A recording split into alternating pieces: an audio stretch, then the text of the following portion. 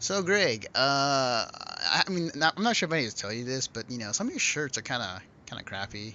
I mean, you know, What do you mean by crappy? They got a sweet little pocket right here. I mean they That's could be better. I mean, there's a place I know where it has lots of cool stuff.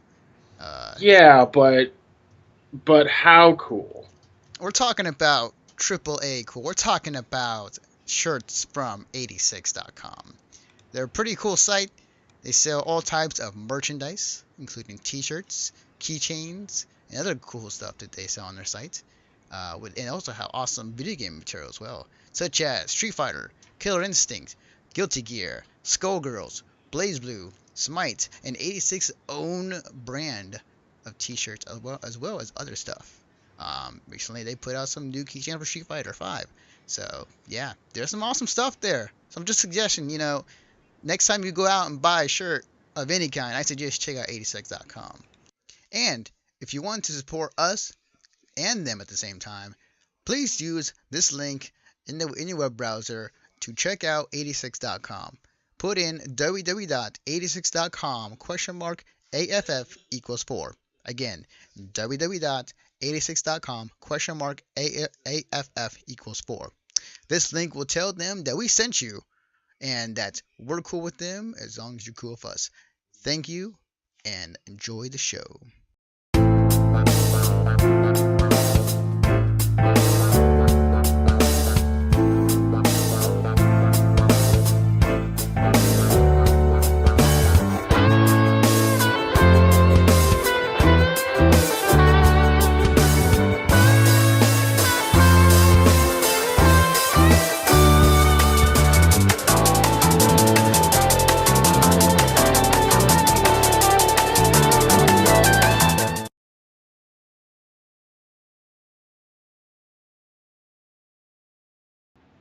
Boom. Hello, everybody.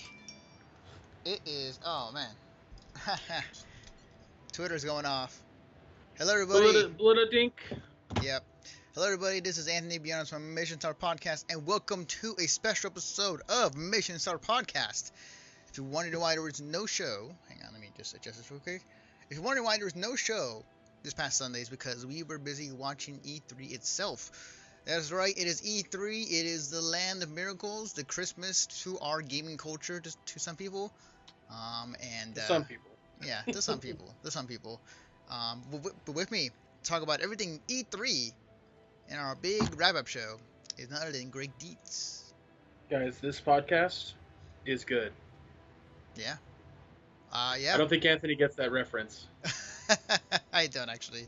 We'll get more into it later, but the very beginning of the Nintendo Oh, Direct, Reggie yeah. goes, "Guys, this game is good."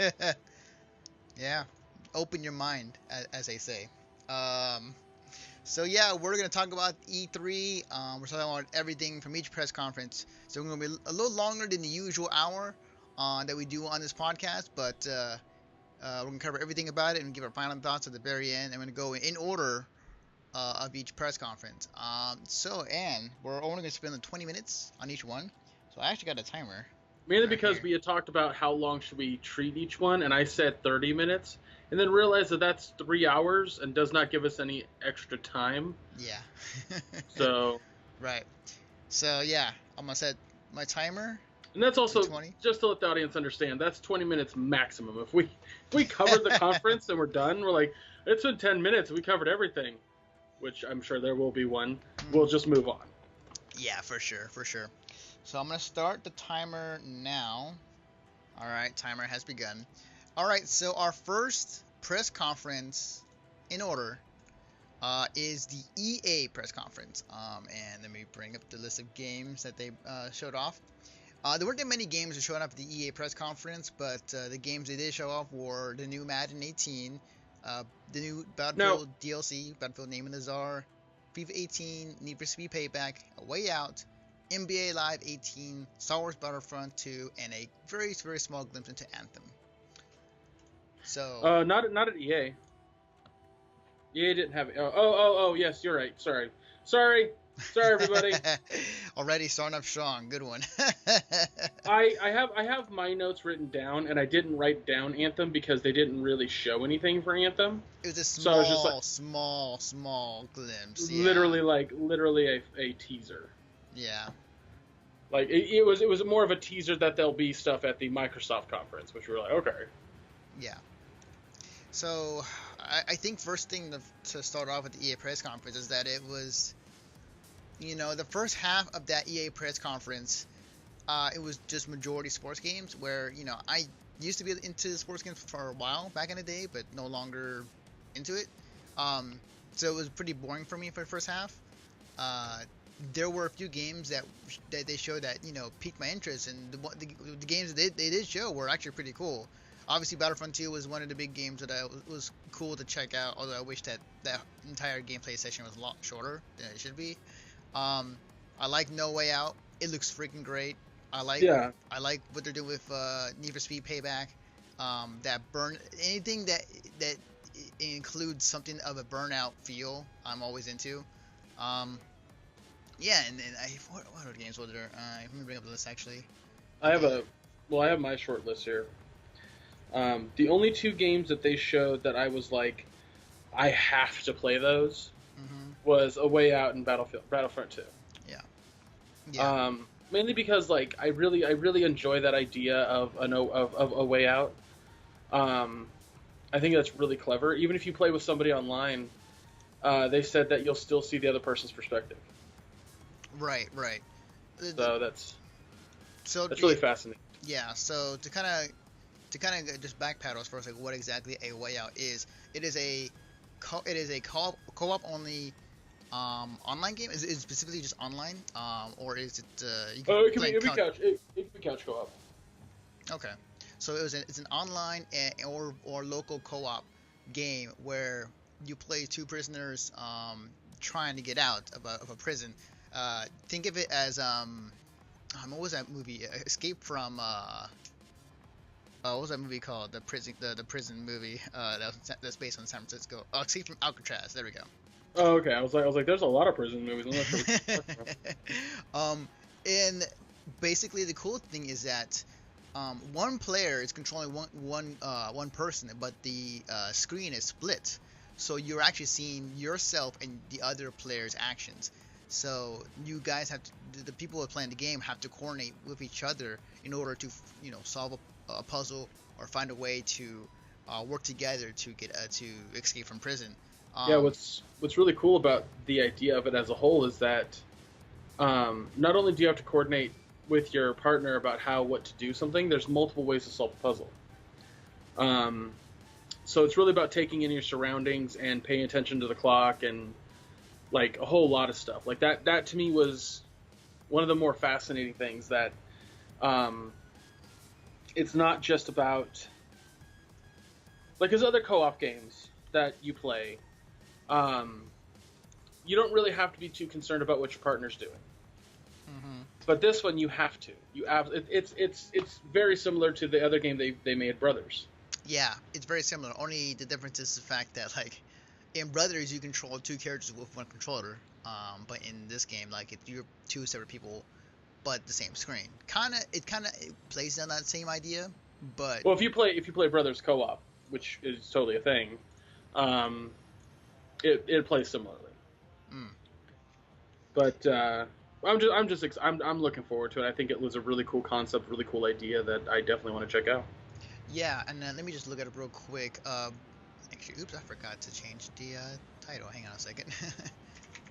Oops, EA press conference. There we go.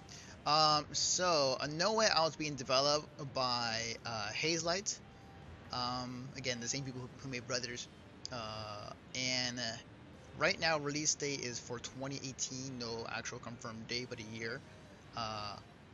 And yeah, it's coming out for PS4, Xbox One, and Windows. And I want to assume maybe Xbox One X, but I'm not too sure of that. Oh, Way Out? I mean, I'm not sure if they want to. I'm not sure if they have said anything about that yet. Only because like the announcement was at the Microsoft press conference of the console. But like as far as like if a game comes out and it says Xbox One, it'll be playable on the Xbox One X. It's just what the matter of difference is whether the game will support like the quality in which the 4X can handle. Right, yeah. It also depends on what extra power they plan to use it. But regardless, if you have an Xbox One X, you'll be able to play a No Way, or sorry, I keep saying No Way Out. I know, right? It's kind of hard to not say it.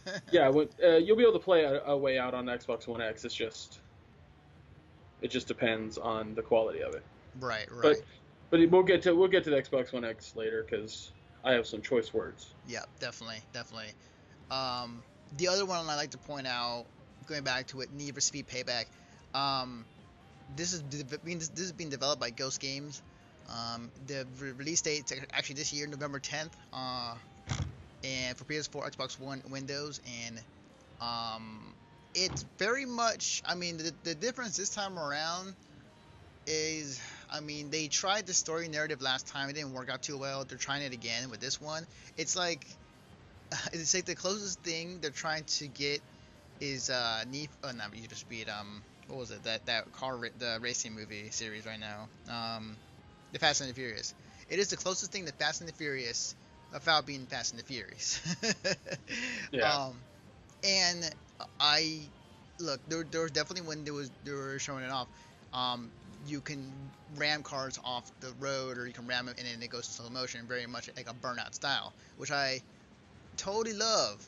Anything that Burnout style that was back in the heyday that's put into modern games and modern racing games, I'm totally into.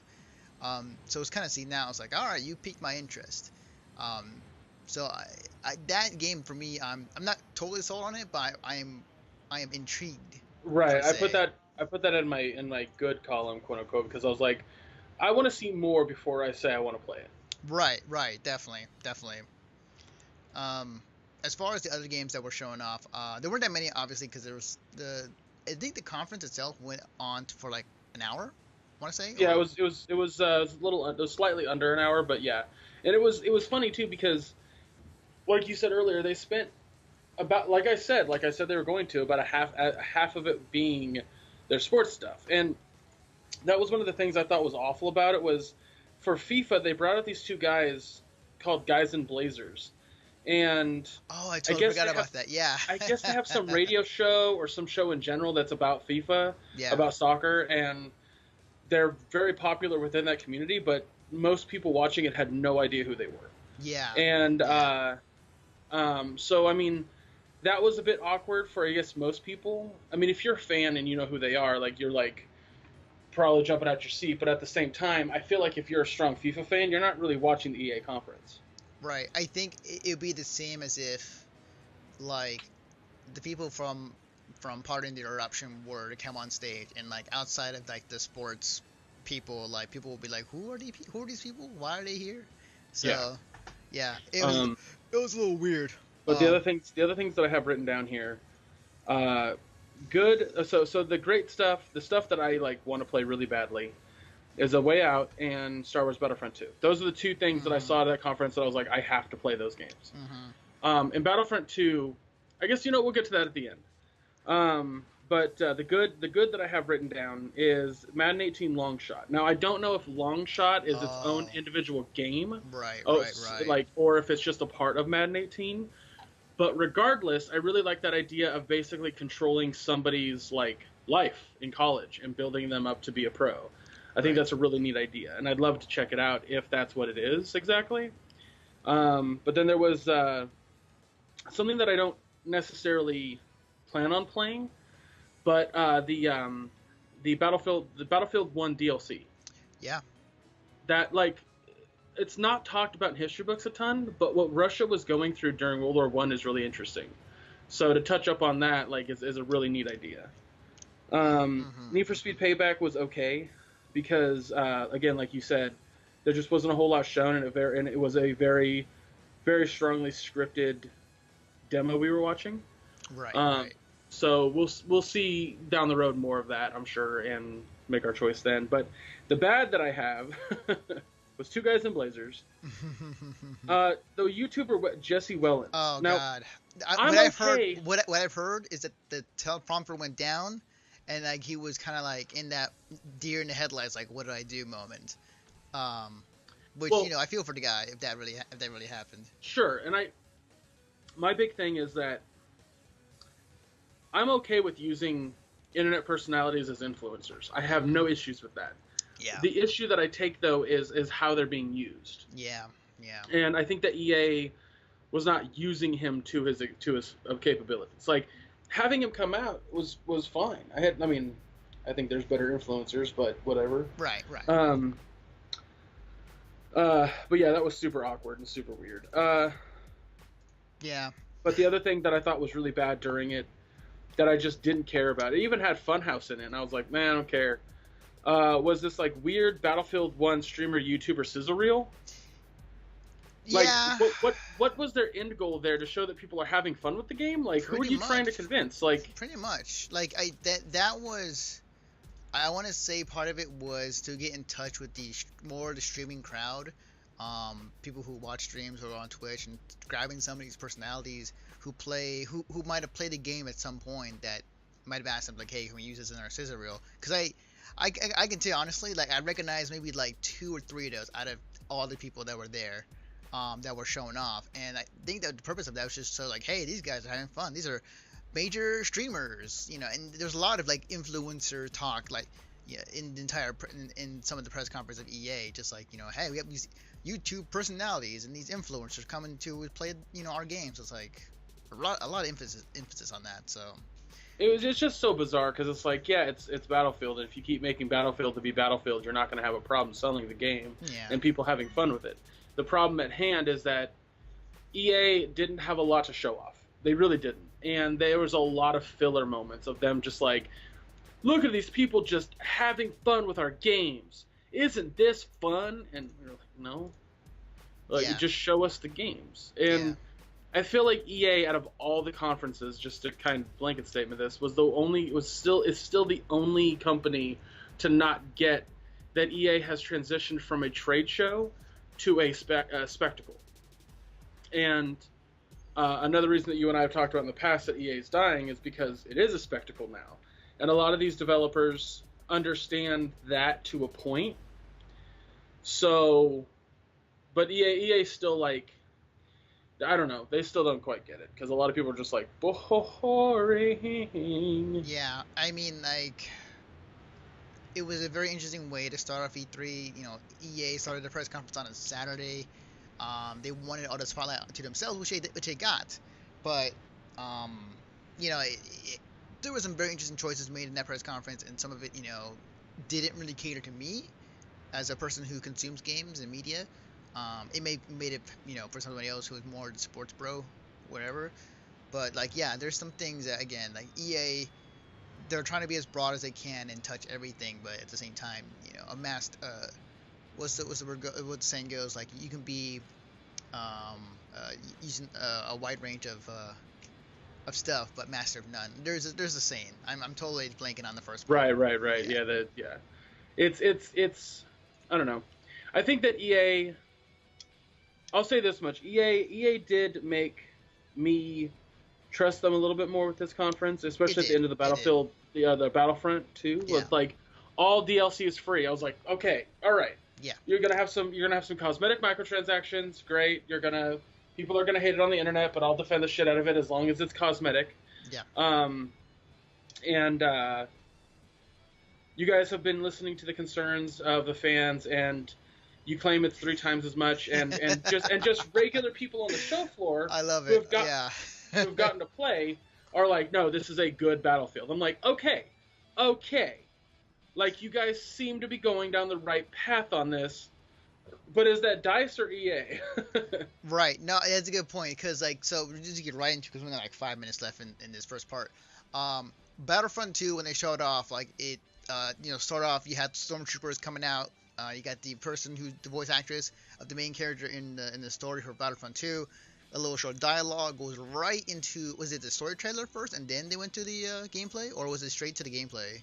It was Stormtroopers came out, and then the actress who plays the lead character in the story came out.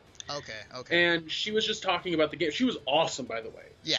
She's Like she really was cool. like she should host every EA conference. Yes. Like, period. Yes, she should. But she comes out. She basically talks about the game and says that, she goes, I did play the game when it came out, and one of the things that happened after about a month of play was I was tired of it. I got done because there wasn't enough. And then the fans were just like, oh, yeah, that's what we all said. And yeah. And then she goes, so DICE has taken it upon themselves to make sure that all this extra content is in the game. They did do this weird thing where they were like, John Boyega like made a comment about, oh yeah, that was like weird. Twitter. Yeah, it was like, are you saying that John Boyega started that? Because I'm gonna call BS. It's probably more or less using him as a marketing tool because Star Right. Wars is coming out this year, and What they should have done the inverse of what they showed, which was all of these people, all these Twitter people asking about a story mode, and then ended it with John Boyega. Yes, that would have been great. That would have been awesome. But the way that it looked was that John Boyega started the movement. It was like, no. Yeah, no. I like the fact that they emphasize, like, yes, we'll have 3 times the content of this game than the last game. They're actually taking, like, feedback and making sure that in Battlefront 2 they're given... the fact there are about 2 to 3 levels in general, or stages, for each movie is incredibly exciting. Because if you take 8 films, which there's going to be 8 total. Yeah. And you do 8 times 2, that's 16, and maybe add a couple more, you're looking at about 20 levels, 20 stages, I should say, 20 locations. And then there's going to be something like 16 game modes. Yeah. And then in the main game mode, which is like what old school Battlefield was, there's no longer any icons on the map to get stuff. It's all based on like what the original Battlefront was. And not to mention, just to jump in here, like some of their other things are added into, like I think they realize the fact this is a Battlefront game, therefore, big multiplayer game, and they're just throwing like all eras of Star Wars into the game. So like you have Luke Skywalker versus Darth Maul at times, or Vader versus Finn. Like I like this idea, just like throwing everything into the game.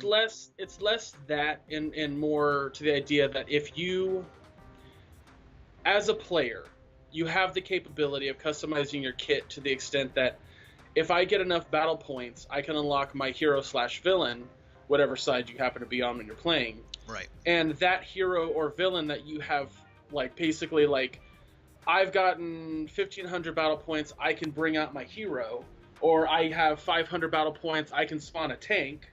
Like, that kind of stuff is awesome. Yeah. And the reason that's more awesome than just having tokens on the battlefield is that if you play Battlefront now, it's just like a bunch of dudes standing around where the stuff spawns, especially the hero tokens. Yeah. That definitely. is so, it sucks so much because you never get to play as heroes or whatever. Mm-hmm. This time you will. Like, I was watching footage of it, and there was 2 people on the enemy team, and both were playing as Darth Maul. Like, there were 2 Darth Mauls on the battlefield. And I was like, this is awesome. This is such a good idea. Like, it kind of reminds me of why I always said that Titanfall was such a good idea for a game, because everybody gets a Titan. Yeah. Sorry, go ahead. I would say that's why, like, Overwatch works so well, is because you get your every hero at your disposal, and you get to have everybody's ability. Like, it's just a smart idea. Smart idea. Smart idea. What I will say though is watching, and I might end it on this one actually. Watching the EA press conference, I feel like the onstage demo for Battlefront 2 was going on a little too long than it should. I like that they were showing up the multiplayer live, but I felt that they dragged down just a little too longer than they really should. So, another timer just ended, but I'll say this to you real quick before we give it a grade. I think that a lot of people said that. It ended, and then the conference ended, and then the woman who plays the lead in the story mode had left the stage. It ended, and then they just went right into multiplayer. So a lot of people thought it was the continuation of the conference, or like the conference was still going, but it had ended before they did that multiplayer. Oh, wow. Okay, gotcha. Yeah, yeah, yeah. All So right. it wasn't that it went on too long because the Battlefront was only like 10 minutes technically, Oh, weird. not that 25 minutes that we watched. That 30 minutes of unadulterated Battlefront 2 they kept advertising. That's why I said it ended like the conference ended after like 55 minutes. Gotcha. All right, so let's go into our final grades. I'll start. So, from just kind of the start of E3 with EA, kind of showing off some of the games that there's actually a few where I'm looking into, but as an overall per se, like I see, like it didn't anything or no game really wowed me. Like it had piqued my interest, but these are games for the most part I known prior. No Way Out is a surprise. I didn't realize until I saw the trailer. It was really cool. But outside that, the usual shtick of trying to again go into different genres, be as broad as it can. You got sports, you got your shooters, you got your adventures and whatnot. I give it a C, in my opinion. Okay.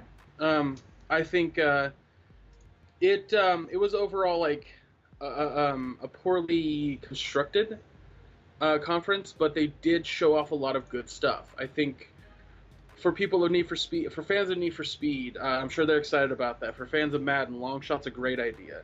The Battlefield 1 DLC is really smart. No Way Out and Battlefront are so cool that for a shorter conference than I think most people expected, or at least was around the right time or whatever, they actually did a really good job.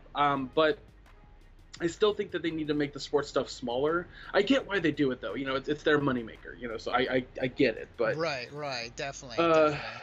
but I think that give it some time, EA could do a better conference. So with that in mind, I'm gonna give them a B minus. Okay, awesome. All right, so our next conference, which was following day, was a Sunday. The first one of that day was Ubisoft, and No, yeah, it was.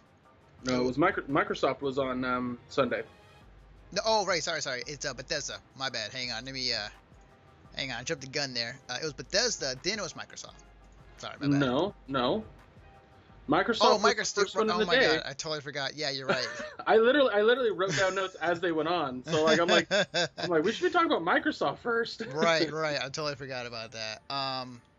Okay, so let me get this here. All right, so Microsoft had their press conference. They showed off a lot of stuff, a lot of games. A ton of games. So do you remember when? Did you set the timer? Timer's now on. All right, now. Okay. Do you remember when we were talking about we were trying to guess what the Microsoft press conference would be, and I said, I imagine that they will talk for maybe about 10 minutes on the new Project Scorpio, and then the rest of the time it'll be games. And you went, nah. Yes, who was right? There were many predictions that were made on this podcast, and you got some right, I got some right. So hey, I'm gonna say I got most of them right. I refuse to believe that. in my head canon, I was right the entire time. But yeah, like they showed off a lot of stuff. They believe it was like 42 games they said that were there that were going to be half of them was going to be Xbox exclusives and the other ones for third parties. There was a lot of games they went over, but I'm just gonna. I think it was really funny, by the way, that they said 42 because realistically, I think maybe only 20 were showcased in any like prominent factor because there was like a hot sizzle reel that had like 20 in it. That's true. That's very true. So I guess I guess the first thing just to kind of start off the Microsoft press conference, obviously the announcement and the showcasing of the Xbox One X. We had speculated as far as like what the price is going to be. We kind of just guessed as far as like what exactly they're aiming for. So they showed off the new tech with Forza to kind of display like look how good this is, because a racing game is like it's always good to showing off how good the graphics are, because it's pretty easy to point out like wow, it looks realistic. The Xbox One X was announced for this year, and it's gonna be for $500.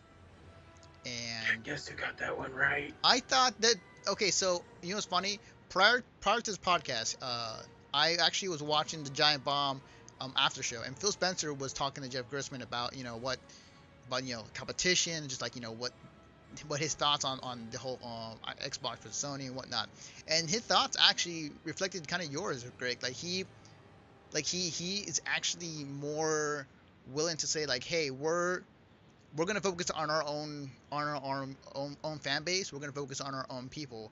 Like we're not gonna try and compete against Sony. And I think for good reason, because of what happened 2 years ago.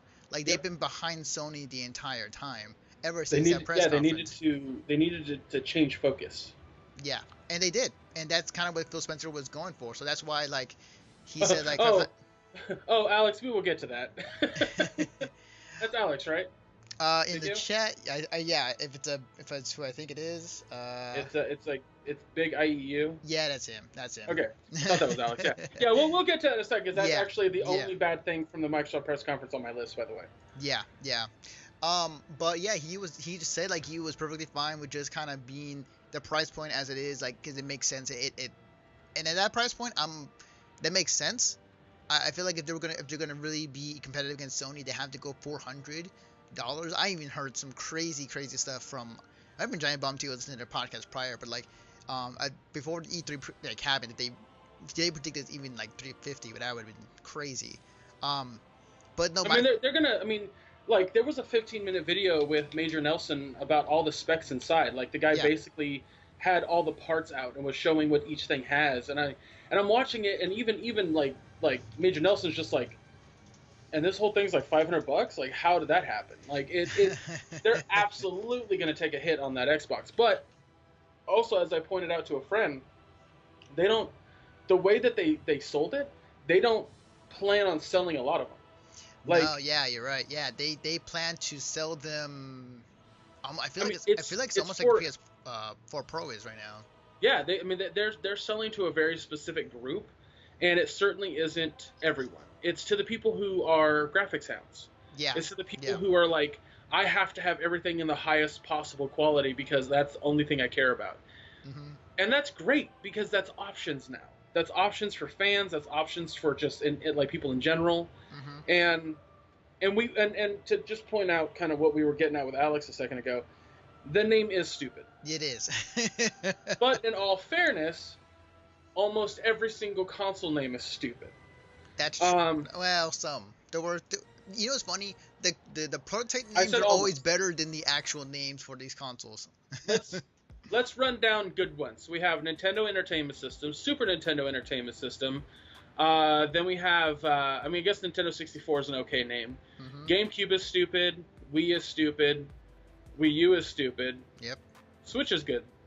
Xbox is a good name. Xbox 360 is an okay name. Yep. Xbox One is a dumb name. Yep.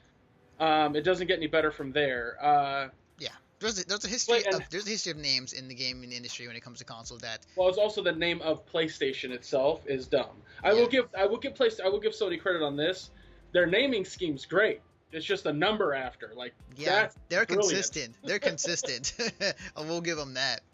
But yeah, it's coming out this year, November 7th, and yeah, it's not to mention just one more thing on it is the fact it's really small and also looks like It's a super lot like a. small, yeah. It also looks a lot like a PS2 Slim.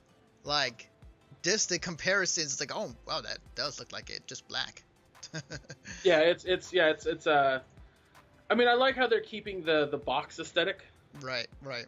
They're not trying to do some weird rhombus thing or Mm-hmm. like whatever Nintendo's doing. Like it's kind of I like the simplicity. Like it's not showy. It's not like flashy. They're just like, yeah, it's the insides that really matter. Who cares what the fuck it looks like on the outside? Right, definitely. So the other thing I want to go quickly, just real quickly over, is that Xbox, they had said about their backward capability when it came to their 360 games going on Xbox One. The other big announcement in that press This was conference, huge. yeah, is that they're expanding to the Xbox original games, and they're starting off with Crimson Skies. And when that announcement dropped, I was like, oh my god, that's freaking good. They're, How did I not write that down on my list? it was a big announcement for Microsoft, and it was like saying like, hey, we're going to expand on more games that you can play on the Xbox One, making this an all-in-one console for your Xbox, for everything really. So Yeah.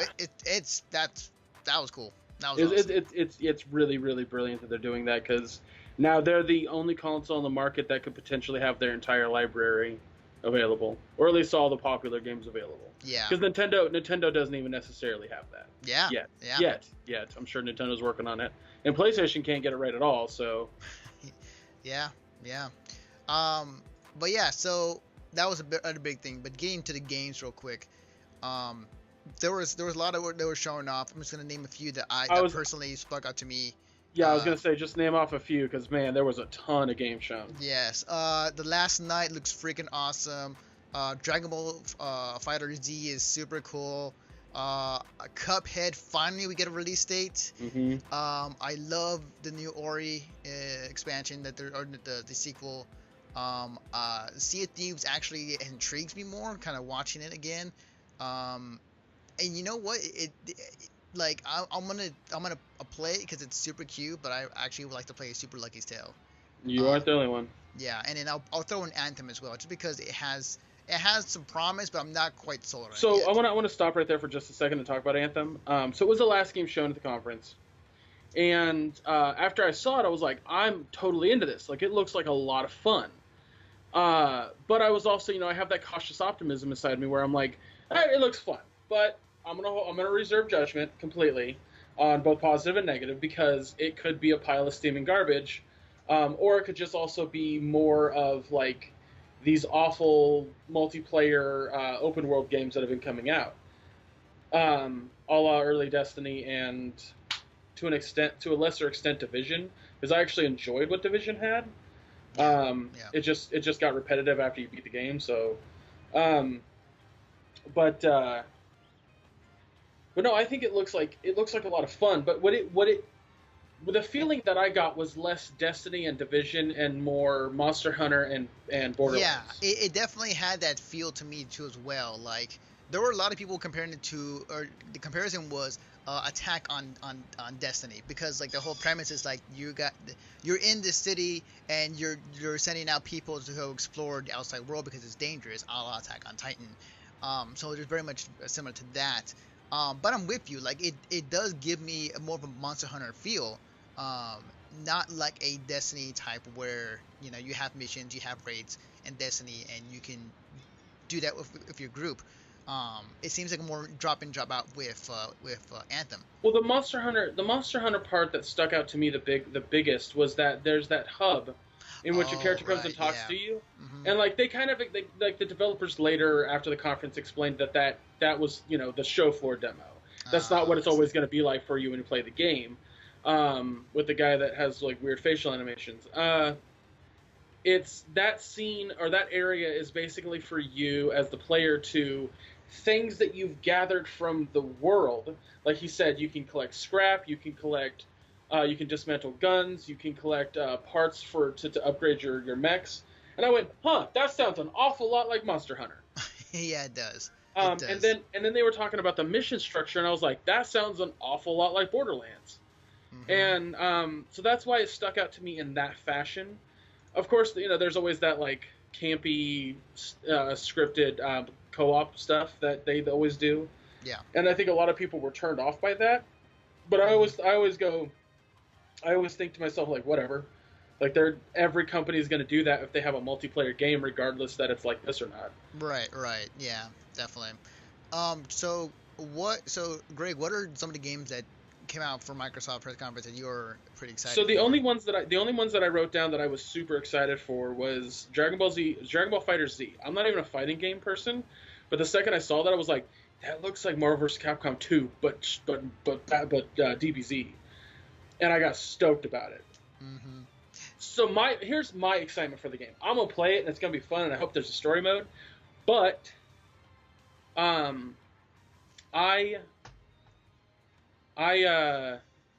words escape me at the moment. I'm super excited about it at Evo and things like that. Yes. The talk in the fighting game community right now, when that drop, is I'm actually seeing players on Twitter and on social media saying that they will drop their game to main Dragon Ball Z when it comes out. There's a lot of hype, but there's a lot of people in FGC who obviously grew up watching Dragon Ball Z on Toonami and or elsewhere, And for a lot of people there, including me, like, it is, not only does the game look good, like, it being developed by the same people who are part of the Guilty Gear team, who are making this game, backed by Bandai Namco, so that I'm gonna assume, because Bandai Namco has a history of making Dragon Ball games, and the voice actors they use, they'll have probably made both the Japanese and the English dubs, and I am super excited if the English dub is in it. But more or less, the game looks great. It basically is a Marvel 3 more than Marvel Infinite at the moment. Right. The other one that I just yelled yes was the Cuphead release date. Oh yes, I'm so excited. I think I yelled finally is what I yelled. Yes. Because I've been hyped for that game since it was first shown back, like, I want to say 2.5 years ago. Yeah. 2 years ago, something like that. Yeah. And then the last thing that I legitimately, like, I was just like, I think I kept yelling, is this Ori? Is this Ori? It's Ori! Is this Ori sequel? It's Ori! Because when I first started streaming for Half Empty Energy Tank, that was one of the first games that I streamed. And I fell in love with it. Like, it's so beautiful, it's so amazing, it has such a good story. And so, like, the second that there was a sequel, I was just like, can I pre-order it now?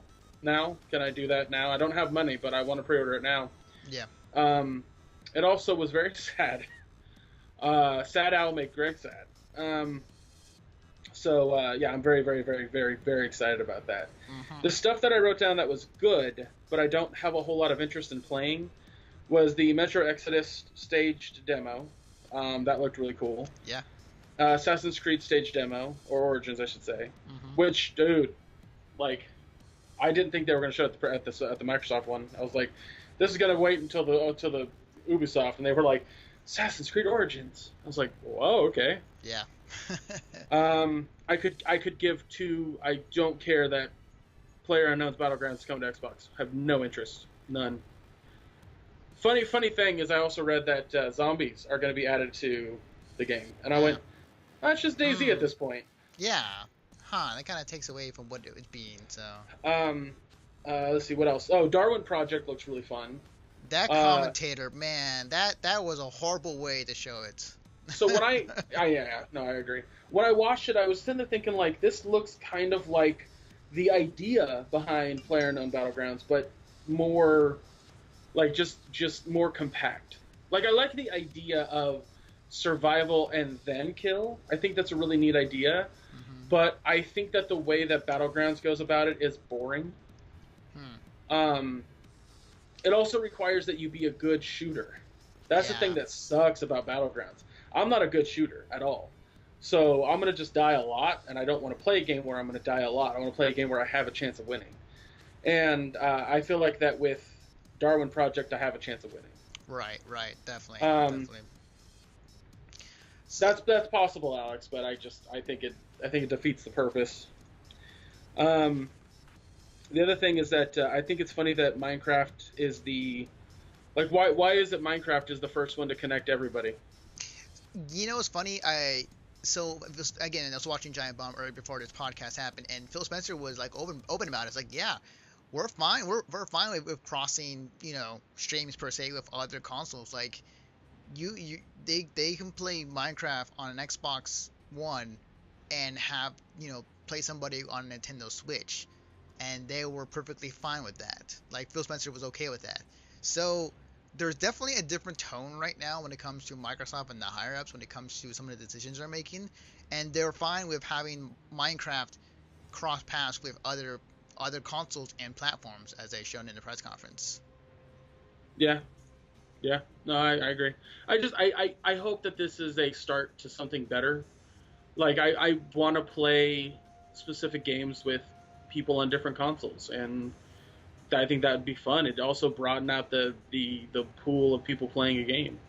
Yeah, and not to mention the fact that they're kind of stepping that direction with the Windows 10 and having, you can buy a game for your Windows 10 and you will cross over to your Xbox One or vice versa. So yeah. I think they're kind of stepping in that direction anyways. Right. So there's a lot of other stuff, like Artful Escape was a really cool idea. I'm really excited to play a rhythmic platformer. Super Lucky's Tale looks like a fun little platformer that I'll rent. They finally showed Crackdown 3, and it looks like a Xbox 360 game. with Terry Um, Crews in it. yeah. Not much was shown for Ashen. I like the art style of Ashen. I like the art style.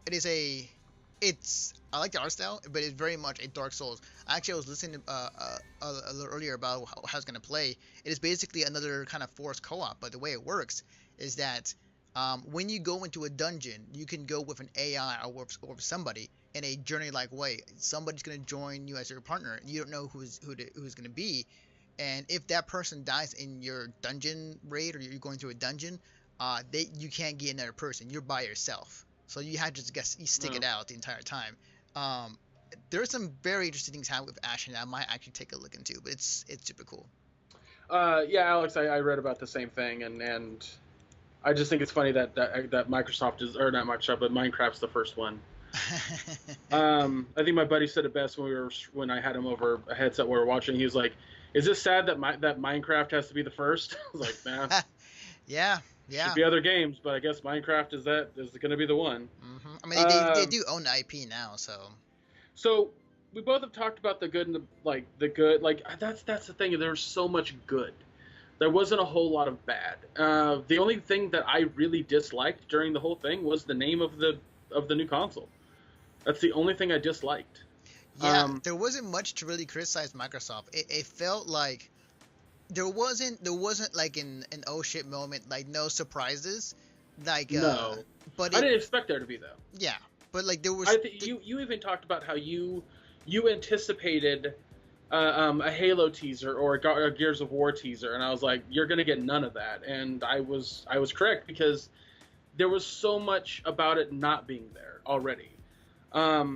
That being said, though, Anthony, can we talk about Sassy Ogre? oh yeah, I love him. I love him. For those who don't know, this was for the Middle Earth Shadow of War.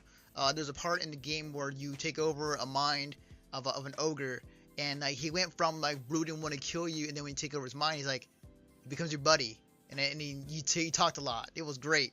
Yeah, he was awesome. And hmm I think that that's a really brilliant idea to take that whole franchise that direction. Um, but yeah, I don't know. I mean, that was it. Like, they're what Microsoft did is what they should have done a long time ago. What they should have done many, many, many moons ago. And maybe they're biting off of Sony at this point. Maybe they're just reading the writing on the wall. But a console only as good as its games, and Microsoft finally saw that. Yep. Yep. It is. Yeah. And and on this note, like I think that Microsoft is learning from its past mistakes, which it bodes well for them, and it's something that they really needed. And it definitely shows in this press conference. All right, so grade wise, all right, I'm gonna go first again since the camera's on me. Microsoft showed out a lot of promise. The games they showed off, half of them were gonna be exclusive, half of them were gonna be third parties. The exclusive they did show, like there's definitely some awesome ones. I'm really excited for. Cuphead, I'm really excited for. I'm excited for Dragon Ball Fighter Z the Last Night. I'm excited to see where exactly Microsoft's going to go from here with the Xbox One X, especially with the new, with the wider range of games they can dip into for the Xbox originals now can be on their consoles. So overall, the press conference was really good. There really wasn't much bad to it. So I'm going to give it a solid A. Funny enough, that is exactly my score for it. Um, they had an amazing press conference. Like, sure, a lot of the games they showed aren't exclusive, but I think at the same time, like they didn't care about that. They needed to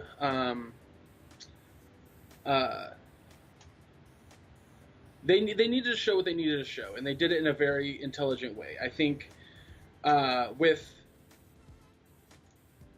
getting to showcase specific games that are going to be on multiple systems, a la Dragon Ball, Cuphead, Assassin's Creed, Playground. Well, I mean it's on PC too, but a lot of these games like Last Light and Artful Escape aren't exclusive, but they got to show them during their conference, which is really good because a lot of people aren't going to even know that those are on Sony unless they go to the marketplace as often as they want to. So Yeah, yeah.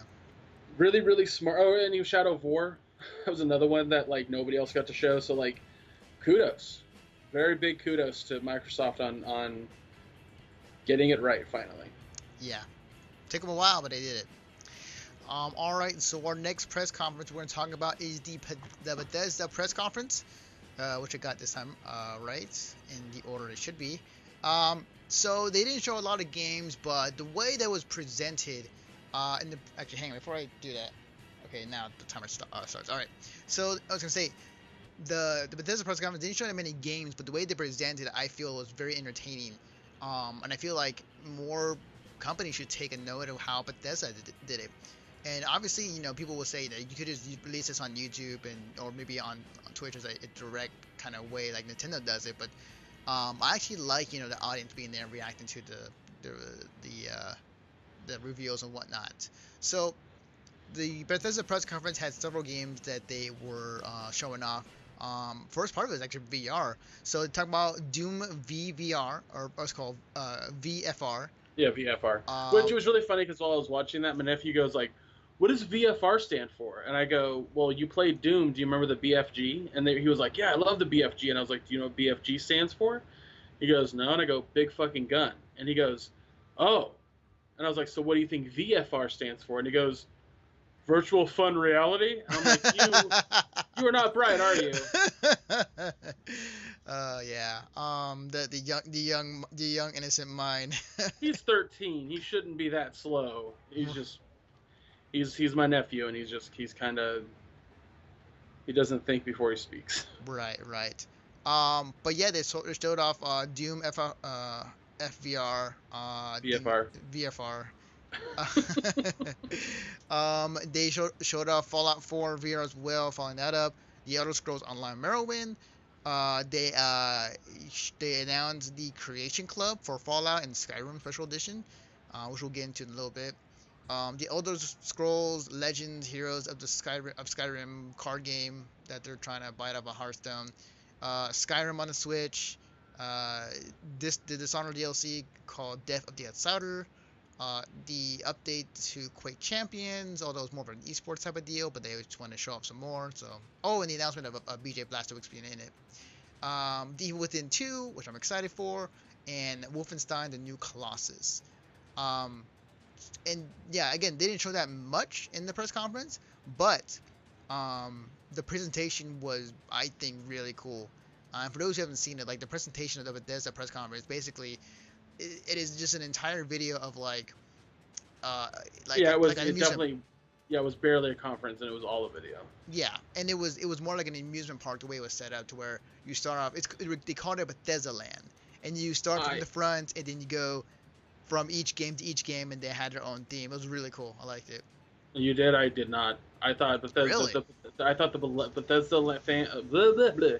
The Bethesda Land theming of the entire conference was incredibly cheesy, incredibly corny, and was wholly unnecessary. It was so bizarre to like get to these games, but you had to sit through this weird. It almost felt like a storybook sort of thing. Like if Ubisoft did an entire conference where like somebody came out with just reading a book, and every single time they were like, and then blah blah blah blah blah, and then a video started. Is what it felt like, and I was like, this is so odd, and I don't know. I thought it was bad. Yeah, I mean, tomato tomato. I feel like the press conference to me was actually, if you compared it as far as like how a typical press conference usually is, this was more entertaining to me, and also maybe because I'm more of a visual person. It was more entertaining to me to how they set this up. I like the theme. I kind of like how cute it was in terms of going from each part of the park to talk about the game or to kind of show off the trailer or whatnot. I like it was cool in my opinion. But just to kind of go off from beginning to the end, Doom Virtual Reality. Now I said this on Twitter when I first gut reaction saw this. Is like, I'm not really into the Doom FR or VR type of idea. And that again, Doom was a really great game, and it was my game of the year last year. But I'm not quite sure if I'm not quite sure if that's a good way to play that game VR. But surprise, surprise, it's been done with Um, other games. But from the experience that I've had with VR, like moving around as fast as that video shows would make me very sick. yeah, yeah, they ha- So, they did show that there are some slow mo moments, and that there's some different way to play the game than what you usually play in Doom because it's very fast paced. Um, I'm sure it'll work. I'm sure that people who have a PS Vita, Vita, what the hell am I doing? PSVR. I think I combined Vive and PSVR. That my brain just was like, no, I'm just gonna combine it and make the portable one that nobody uses. Um, yeah, I think it'll do really it'll do well enough. But the weird thing, I should mention this. The weird thing about Doom and Fallout 4 being in VR is that it's not, the games aren't new. They're not. No. The whole experience is just now in VR. And a lot of people have pointed this out on Twitter and whatnot, like, that's cool, but you guys spent way, way, way too much time talking about it because, again, it's not new games. It should just sort of be like, oh, well, this is now in VR. Yeah. And I don't know.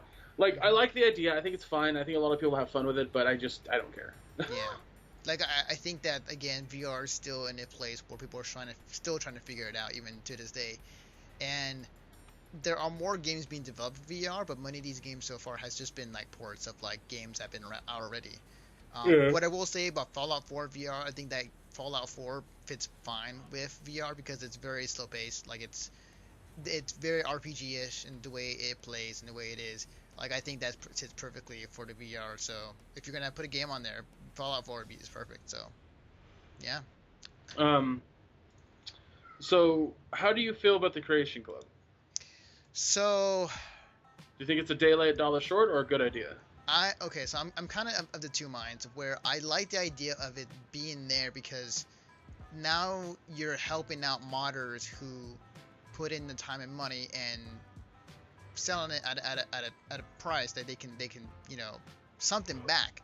I mean, there's some modders that they do for free just for the goodness of their heart, but it takes a lot of work and a lot of hours to get a particular mod to be done in the game. At the same time, like, it's I don't. Let me throw this out at you. Okay. When Skyrim came out, most of the mods that were put out were done by fans. They were essentially fan mods. Right. And they didn't make a dime off of those. What's happening now is that fans are making these, but now they're going to expect a dime out of it, which might cause people who make mods for free just for fun not want to do it anymore.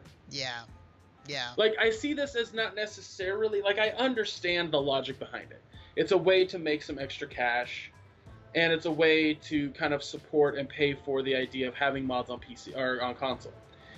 But at the same time, like, it also seemed like something that was special to PC owners. Something that anybody could really do if they knew how to code correctly. Yeah. Oh, sorry, I had a burp.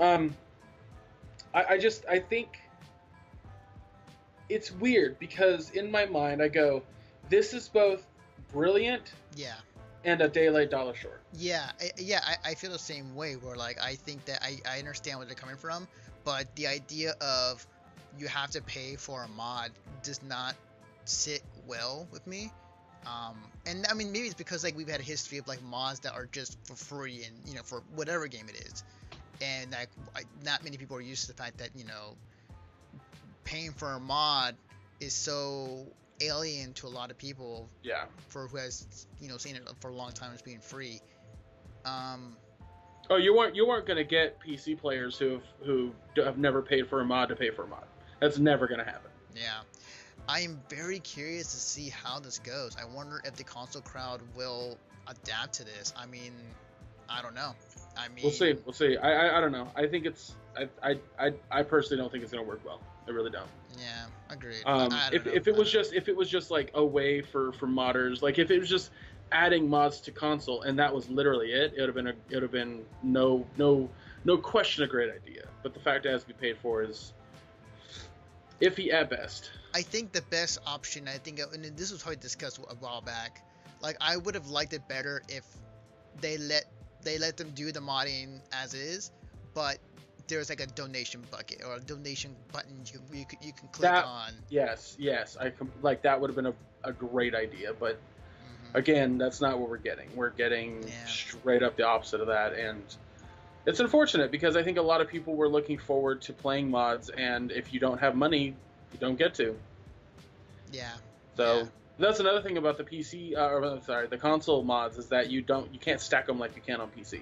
Yeah. So like there's a brilliant series on Polygon.com or Polygon's YouTube page with Griffin McElroy, where him and Nick, can't remember Nick's last name. Doesn't matter. They're basically like it's called Touch the Skyrim, and every 4 or 5 episodes, Griffin will just stack mods on top of mods on top of mods, and then they play, and Nick is supposed to like his reaction is seeing the mods for the first time, and it's a hilarious series, but you can't do something like that, which is super fun on console. It's one mod at a time. So if you want to play with the all dragons look like Thomas the Train and or Jets or Macho Man Randy Savage, those are each individual mods you have to load up separately and have to pay for separately. So good luck getting people to pay for it. Yeah, it's a tough sell. So we'll see how it goes. Maybe we'll be successful. Maybe not. We'll see. Outside of that, there weren't that many games that really interest me outside of the last 3, Quake Champions, Evil Within 2, and Wolfenstein 2, The New Colossus. What I will say, that Wolfenstein 2 trailer, holy crap, that was really good. That was good, and they went there. In a sense of like, you whatever you did in Wolfenstein 1, like you might have won the battle, but not the war. And it's obvious that the Nazis were still in power, or whatever would happen, they were still in charge of everything. The really telling part was that opening shot where it goes into the milkshake, the milkshake cafe, where you see literally like two KKK people walking down the street, and I was like, oh wow, they are not holding back on the idea. No, I like when a game does that because it really does like flesh out the world in like a good way. But yeah, I think if you're a fan of the first game, you're definitely like probably just walking around going, "Who wants to talk about Wolfenstein 2?" Yeah, not to mention that the characters are really good in that trailer too. I love everything about that trailer, and man, I need to go play the first one. I'll intend to on this Twitch channel, and just to get ready for Wolfenstein 2. But it was a really good game when I played it. I just I didn't feel like continuing it. It just wasn't my jam as much as I thought it was going to be. And but I know a lot of people were stoked about it. So when I saw the trailer, I was just like, good. All right, those people are getting a sequel. That's awesome. And I think that's very exciting for a lot of them. But for me, I just kind of I hear it. I'll tell you something that was super weird that they showed that I was not expecting at all. Was like a cinematic trailer to the Evil Within 2. Okay, so I've heard rumors that it was going to be there, and lo and behold, it was there. I think that they're taking a chance again on Shinji Mikami for the second time around, because apparently with Evil Within 1, he was kind of tied down and constrained to the tech that was in the last generation, and they're giving him a second chance for like, okay, so we got a whatever console you're using, PS4, Xbox One, or even Xbox One X, whatever console when you use, you have more power now than you had power than before. So try again with Evil Within 2. And I okay, first off, I'm very bad at playing horror games. But I did watch some streamers play this game all the way through, and it wasn't that bad at all. I think that game was actually pretty fun to watch. There was definitely some freaky moments in that game, but I would say that I am very interested to see what happens within 2. I want to see Shinji Mikami do it properly this time around. Because I know the fact that Evil Within didn't sell as well as they hoped for, but I'm hoping that they do it again and they'll have it more success this time around with the sequel.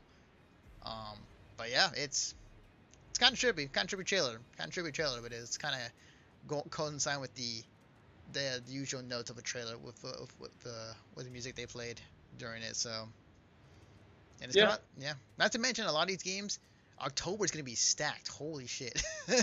Yeah. October's gonna be really, yeah. And I thought it was really funny too that it comes out on October 13th or Friday the 13th in Yeah. October. It makes perfect sense if you Yeah, can. it's fitting. I mean, if you can do it, you can do it. I mean, and it's pretty obvious, but Um, it was pretty cool. yeah. So they did show, like you said, they did show some Quake champions, and I think that was probably, in my opinion, the coolest thing that they showed. Just because it looked like classic Quake. I mean, I'm not going to play it because I'm terrible at shooters, and it is easily the most like precision based, fast paced shooter ever. But man, does it look like Quake? Does it Oh look yes, like yes, new Quake? yes. I love it. I've been Um, man. Again, like I said, it was a year ago when they showed off the first because it was shortly after Doom was released. Prior prior to that, and now I'm super high on Doom. I love Doom. It was my game of the year in 2016 or 2015, I think at this point. But anyways, I was really hyping, and the next question came up for me and everybody else. It's like, okay, so are they gonna make another Quake game? So lo and behold, the first trailer last year's Bethesda press conference was a Quake Champions trailer. I lost my shit.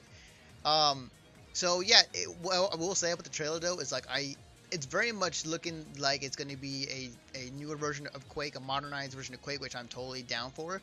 I'm not Mr. Esports guy on his podcast, but actually, I did not like the esports section in the video they showed up for Quake. I would like to see more of the Quake multiplayer and more of the character trailers, maybe. Um, but like, yeah, like Quake has a huge history, honestly, of being one of the first esports games, to be done competitively. Like as far back as like 1993, 95, they were the first ones to do it. Um, but like I think that part of the trailer just kind of turned me off just a bit. But other than that, I'm again super excited for Quake Champions. Adding BJ Blazkowicz to the roster, that's cool. It's fine. I mean, makes sense. I'm waiting for the Doom guy to be added at any given point now. So, yeah, I think Doom Guy would make an excellent addition. I think Bethesda, what they should do with Quake is just make it their Smash Brothers. yeah, I mean that'll be interesting. Just Or Heroes of the Storm, however you want to use that analogy. yeah, that'd be very interesting if they did that. Yeah. I think it'd be a lot of fun for the fans of the company itself, and it would work. I mean, even if the character's not that fast, like, oh well, just give them a kit that works in Quake, and I think everyone has the same kit. Right. Definitely. So whatever, but I just had my list up and I was texting my sister. I just got done watching my nephews for the entire weekend, which is a pain in the butt when E3's around because they're just sitting there going like, "Why is that guy talking Chinese?" And I'm like, "Oh my God, it's Japanese, and he's talking. That's his language."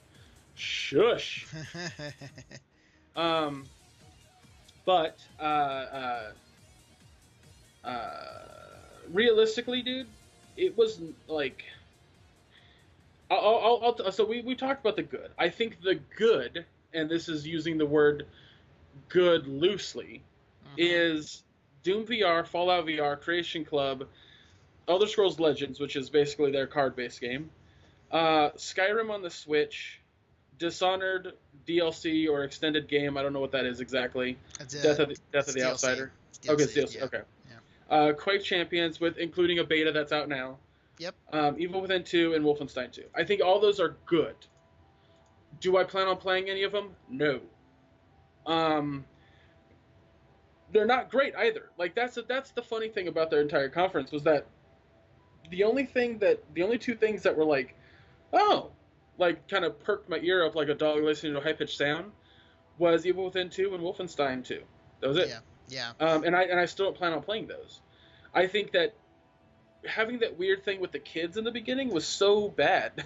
I think that was good. I mean, it humanizes the company and just like the people who these game companies have like who exactly are working on these games, and it shows like, hey, there are actual real life human beings on the other side making these games. So like you have your criticisms, but like shit talking whether on Twitter, on social media, whatnot. There's an actual person on the other side. So seeing the fact that I understand that logic, but here's my problem with that. When you do that at a press conference, you almost make it like you are forcing that idea instead of just letting it happen naturally. So I very strongly disliked it. Okay. So time is up. So since the camera's on you, Greg, what is your grade for the Bethesda press conference? With a bunch of games that I don't plan on playing, with just feedback from other people saying that like they felt the same way, like with the biggest problem with like the two big like standouts that nobody really asked for, Evil Within 2. The game didn't perform well. It got a lot of negative scores. Wolfenstein 2 was the only thing that anybody was hyped about, and I think that like having kids in the beginning, the theme of it being Bethesda land, like weird sizzle reel of people's reactions to Morrowind was bizarre, and I don't understand the logic behind that. It was the same thing with EA. Like I don't care about other people's excitement for it in a forced fed fashion. Like don't do that. That's so weird. And then having like, hey, no one asked for motion controls on Skyrim. That's not something anyone wants. Literally, no one's going to play with motion controls on Skyrim. Maybe not literally. I shouldn't use like absolutes like that. But I think almost everybody who buys it on Switch is not going to use motion controls. With that being said, I think they had the worst conference of all of E3, and I give them a D. Wow, strong words from Greg. Personally, I love the presentation they presented, the way there was like Bethesda land. I actually dig the fact that they humanized the people behind making the games with the kids and showing that off.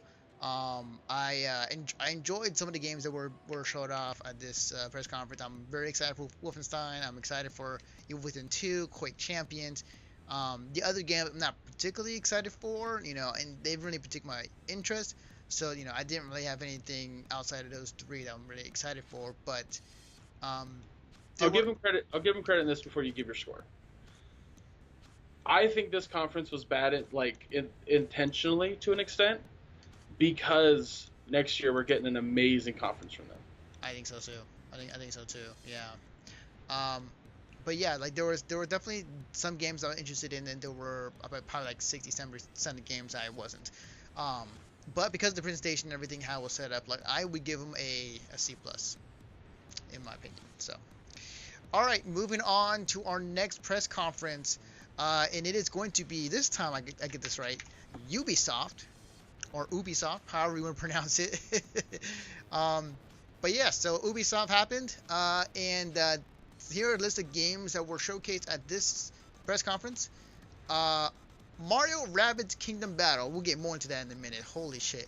Assassin's Creed Origins, The Crew 2, South Park The Fractured Butthole, Transference, Skull and Bones, South Park Phone Destroyer, Starlink Battle for Atlas, Steep Road to the Olympics, Far Cry 5, and Beyond Good and Evil 2.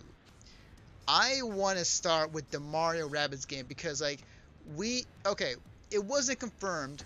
We saw a picture of Mario in that poster with the rabbits. He has a gun, and he's with Peach, and they all have like shooting things. And we're like, we weren't sure if it was real or not. First thing they showed off at the Ubisoft press conference is the trailer for that game. Not only is it real, it is a XCOM game. Mm-hmm. I was sitting there, I was watching the Giant Bomb guys react to this, and they're like, they were just as perplexed as I was, and I was just, I was trying to process it all. I was like, what is this? I think everyone's just like, the fuck? I know. This is the weirdest crossover. That being said, man, I really want to play it. I know. That's the weird thing is, like, even after everything I've said and have seen, that game actually looks really good and well developed at this point. It's yeah, man. Like, oh, dude. Here's the thing. I don't have a lot of interest in XCOM. I think it's a beautiful game, really, really well made. Um, I just have no interest in playing it myself. But add Mario to it, and apparently I'm all in. It's nuts. So obviously the first thing I have to say is that um, the game looks good. It looks really It's an exclusive to the Switch because I was wondering about that because it Ubisoft games often are multi-platform, except with the Rabbids games, and it's going to be on exclusively on the Switch. Wait, did you say you were surprised by that? Because I don't think Mario would be on anything but the Switch. I mean, yeah, usually Mario will be only on the Switch, but like I was also thinking about, well, it is Ubisoft, so they are multi-platform with some of the games. And the Rabbids game usually sticks to the Nintendo product until recently. Are you saying that like a Rabbids XCOM type game without Mario could possibly exist on other consoles? Is that what you're getting at? Yeah. Okay. Yeah. It's coming out this year, August 29th, so that's actually coming out pretty soon. And it's a turn-based RPG adventure game. I'm still trying to process everything about that trailer. Yeah. Just what they showed. It is insane that exists. Yeah, I'm way too into it. Like I was just like, I was watching it just like amazed that because like when they announced when the leaked poster or whatever you want to say came out, everybody was making fun of it. Shit, dude, I made a meme where I added like I photoshopped minions and fidget spinners into the picture. And I was making fun of it left and right, and then they showed it, and I was just like, well. I know, right? It was pretty nuts. Nintendo, we'll get into it in a bit. Nintendo's doing some very, very interesting things with Mario. The other things I want to kind of point out at this press conference, at least to me, just going to the little weird here. Okay, Elijah Wood's making a VR game, Transference. It was weird. They did no gameplay, but it was going to be some sort of I think the idea of it is that it's a VR mind trip, and it's set in the same sense of there was another game recently where it was actually using just live footage. I forgot what the game was called. Yeah, like I was gonna say, yeah, like it was a very interesting kind of thing they showed off, and I was like, we'll see how that goes. I'm not quite sure what to take from it, but it was just kind of, it was weird to see Elijah Wood be in the forefront of that. It's like, oh, all right. My thoughts on that, I was watching it, I was just like, this is incredibly pretentious. Like, I just announced that you have a mind trippy VR game coming out. All of what you're doing right now is just pretentious fluff. That developer mentality of what I'm making is so good. It's the way they presented that is like how other people talk about Hideo Kojima. Like, I think Hideo Kojima is a brilliant game maker. Mm-hmm. Do I put him on this weird pedestal that makes him bigger than he is? Hell no. But everybody else talks about him like he's the second coming of Christ, and I'm like, stop it, please. And this entire presentation for Transference felt like that. Yeah. So I don't know what the game is. Nobody knows what the game is. Nobody knows. I mean, to be fair, some of the games that showed up VR wise for this press conference were kind of vague as far as like what they were, but this one especially just like, all right, we're making a horror trippy ass game with Elijah Wood. I mean, on the plus side, the thing lasted approximately a minute. Yeah. So whatever. Yeah. Outside of that, and maybe Skull and Bones, which is basically just the Assassin's Creed ship battle, just turned into a full game. Well, you said very passe about that because I think that's awesome. Really, you know what? But it was funny between this and the Microsoft game, the Sea of Thieves one. I actually am more excited for Sea of Thieves than I am with Skull and Bones. I'll say this much: they are two entirely different pirate games.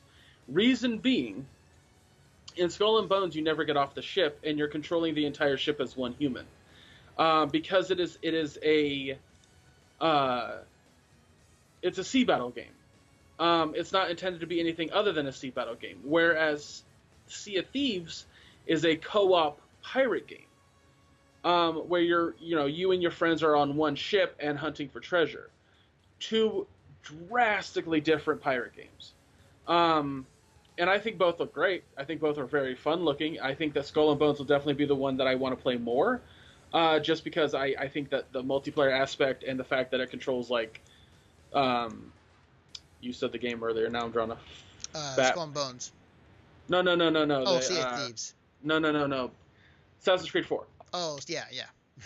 I think that like with those mechanics behind the helm and no pun intended. I seriously didn't mean that. I was just talking. I realized what it sounded like. I think it's a brilliant idea, and the multiplayer aspect is going to be so much fun down the road. But I think Sea of Thieves, also on the same note, is going to be very fun in its own way. Sea of Thieves is not going to be the same kind of fun. Sea of Thieves will be more of like that cooperative. I don't know. Literally just said the same word. Like you have to work as a team. You're not going to have to work as a team in Sea of Thieves because it's not necessary. Like, sure, you can communicate like, oh, there's enemies coming from this side, yada yada yada, but yeah, that's no different than any other multiplayer game. So, thank you, Joshua.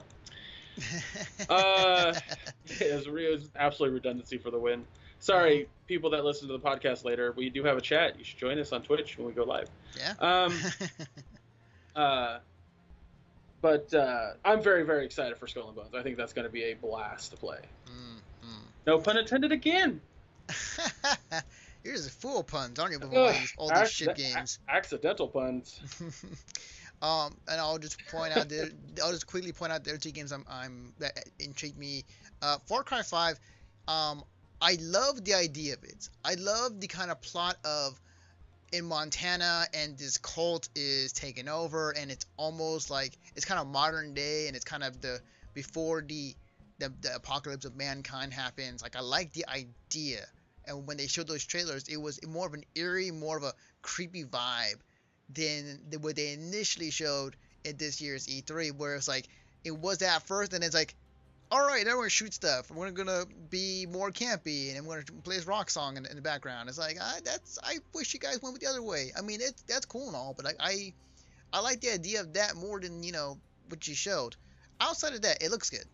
Wait, what are you talking about? Like, because I really like what they showed with Far Cry 5 made me go, this might be the first Far Cry outside of Blood Dragon that I actually play. I mean, the mood of it is more. I won't say campy, but more lighthearted in that trailer. That's precisely why I want to play it. Really? I was going other way. I actually liked the more darker theme of what they were initially going for with those initial trailers. We are polar opposite on that, my friend. Yeah. I was just like, man, this is gonna be a fun game. Like, that was my reaction. Here's my thing though about Far Cry in general is the Far Cry games look really, really cool on the floor, and when they come out, they're neat games, but they're also like, there's a lot of not doing anything. Like, there's this problem with open world games where there's a lot of open space where you're not doing anything. You're just traveling from point A to point B. Right. And I mean, look at like the best game of this year so far, which is Breath of the Wild. There's a lot of empty traveling, and I know there will be a lot of that in Far Cry 5, which is the only reason why I'm kind of like, oh wait, maybe it's a rental. Like, it's I definitely want to play it, but it's not at the top of my list by any measure. Right. I actually really quickly want to run down the games on my list that, like, Assassin's Creed Origins, The Crew 2, Far Cry 5, and a game called Starlink are games that I put on the good list because I think those games are good. Here's the thing. Starlink is a really good idea. How it will be implemented, I don't know, because it's going to be on every system. If it's a simple and not too expensive, like, toy manufacturing type of, like, thing, like other things are. Right, I forgot about that. Yeah, that's a whole, like, kind of Lego thing. Yeah, I forgot about that. Yeah, like, it's a neat idea, but it needs to be not too expensive. Like, if I go to the store and want to buy a set, it can't be 20 or like, yeah, $20 for like a set. Like it has to be a lot cheaper than that. Or like if I want parts to a certain ship, like that's I don't know. There seems to be a bit of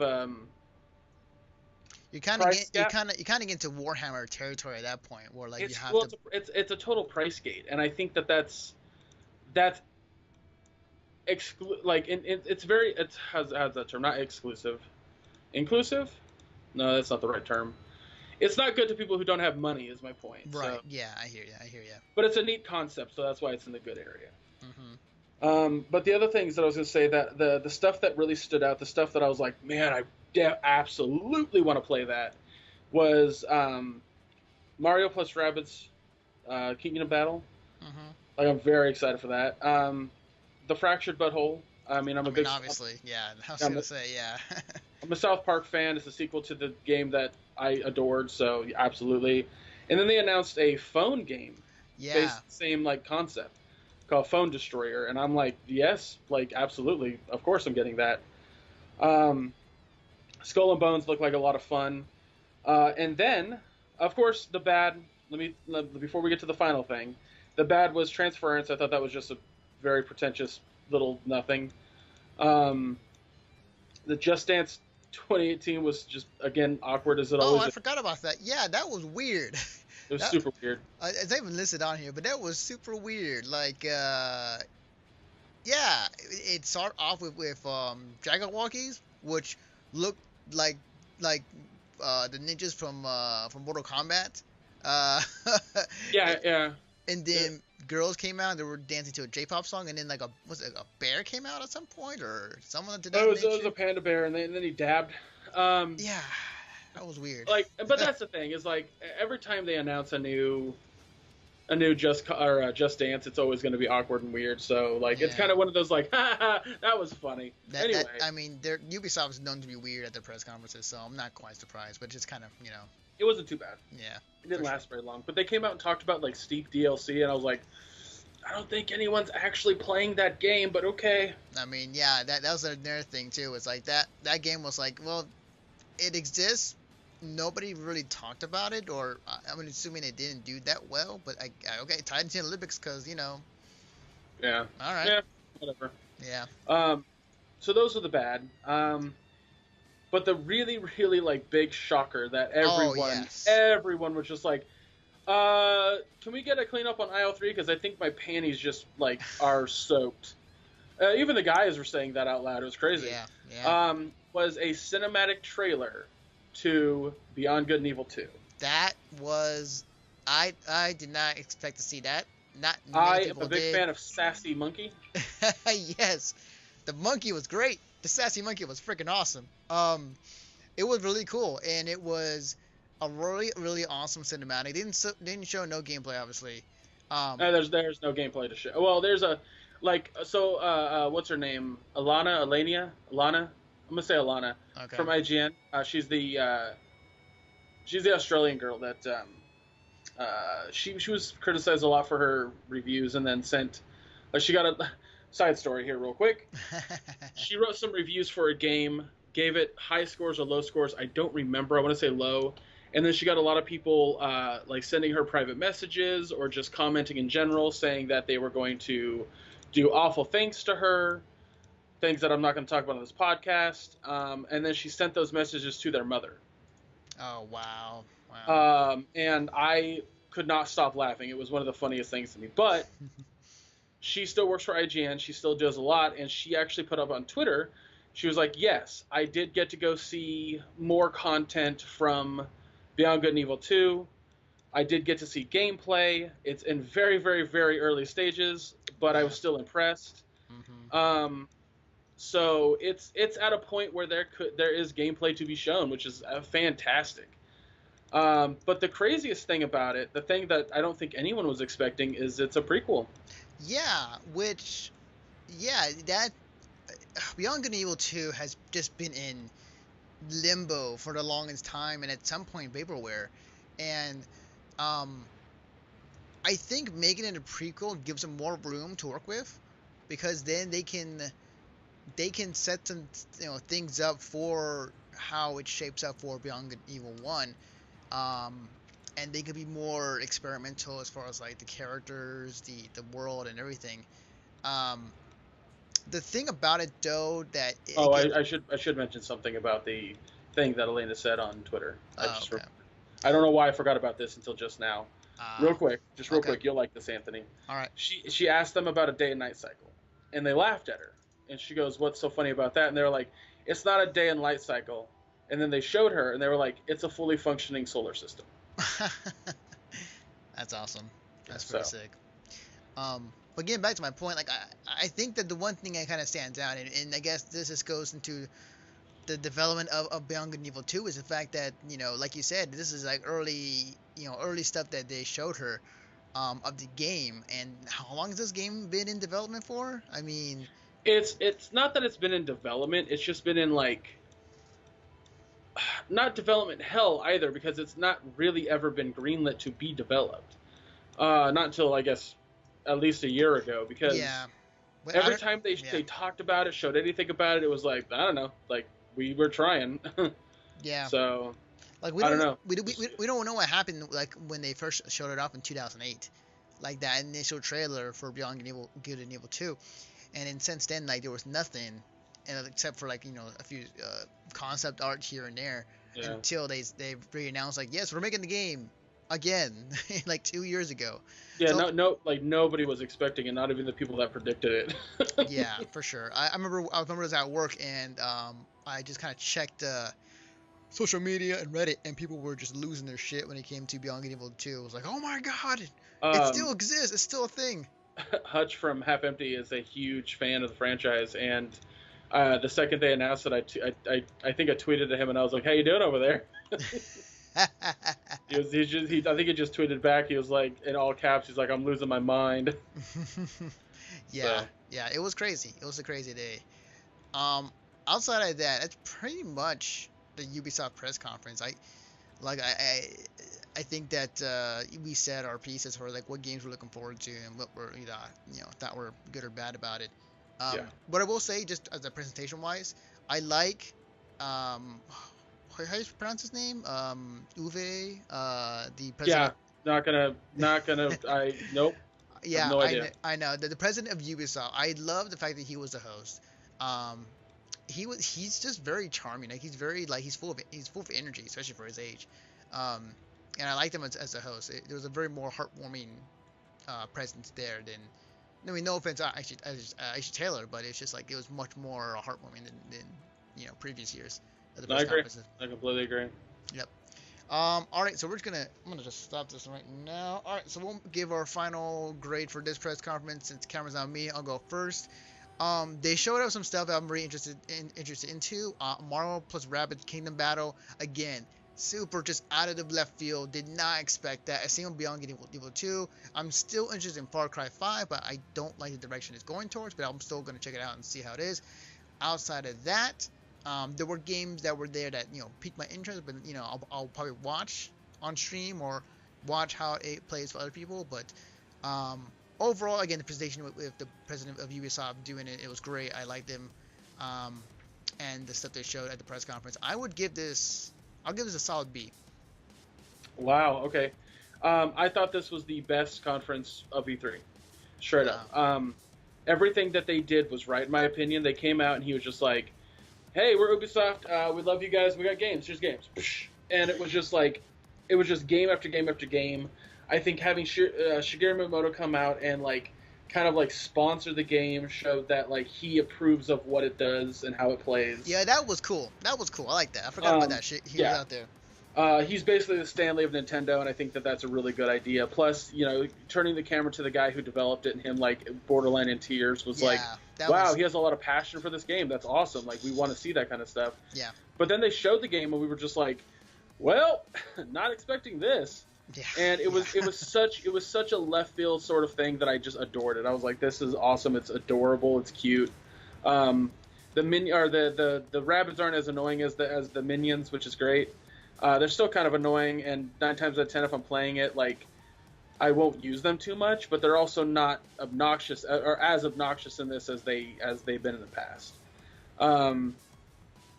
So I'm very excited about that. There was more about this than I was excited than I wasn't. I think giving everything like a solid 5 minutes was brilliant because it didn't make the entire conference too long. Plus, it gave us an idea of what they have coming out, and they announced a lot of new. Like, that was the cool thing. They showed a release date for a lot of these games. They showed gameplay of a lot of these games, and that's what we want to see at these conventions. At E3, we want to see gameplay. We want to see new stuff. Like, let us know what's on the horizon, but not in such a weird way. They did have a few missteps because that's just you put on any kind of show, you're going to have missteps, but the missteps were short because everything had a small amount of time on screen. So for me, everything was fantastic. Like, everything was so cool and fun, and it was like somebody at high school being like really cool and flirting with you directly. You were just like, oh my goodness.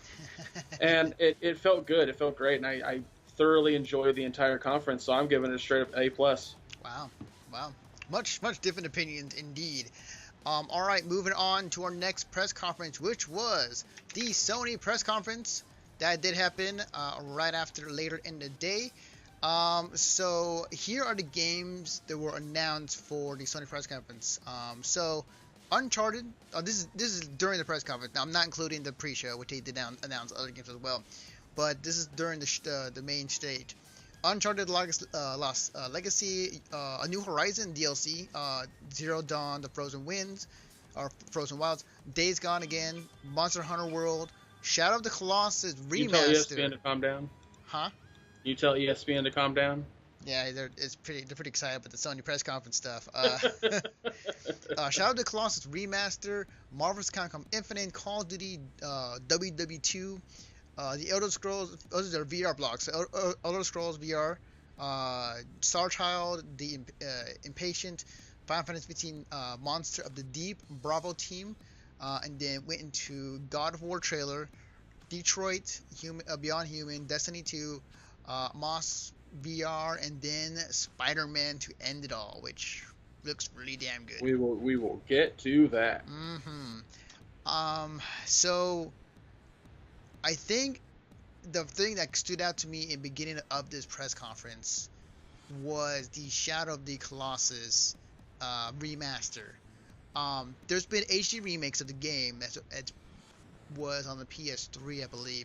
I think it's on the PS4 right now. But this is from the ground up, just from looking at the trailer, a straight up reimagining of the game with graphics and all, just kind of being rebuilt for it, and it looks so damn good. It's like, holy shit, this game's awesome. Yeah. It's funny. I'm a big fan of the game in the past. It's actually the only time on Half Empty Stream that I've ever gotten mad at Brian because he was just he was on the final Colossus and forgot that he had a bow, and it drove me nuts, and I had to yell at him. And then I got an argument, whatever.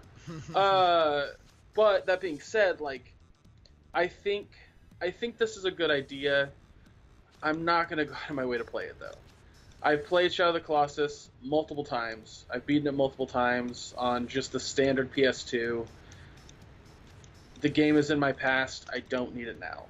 I've been adamant about this for a long time. Like, cool. People who didn't get to play it, my nephews will get to play it. That's fun. That's fantastic.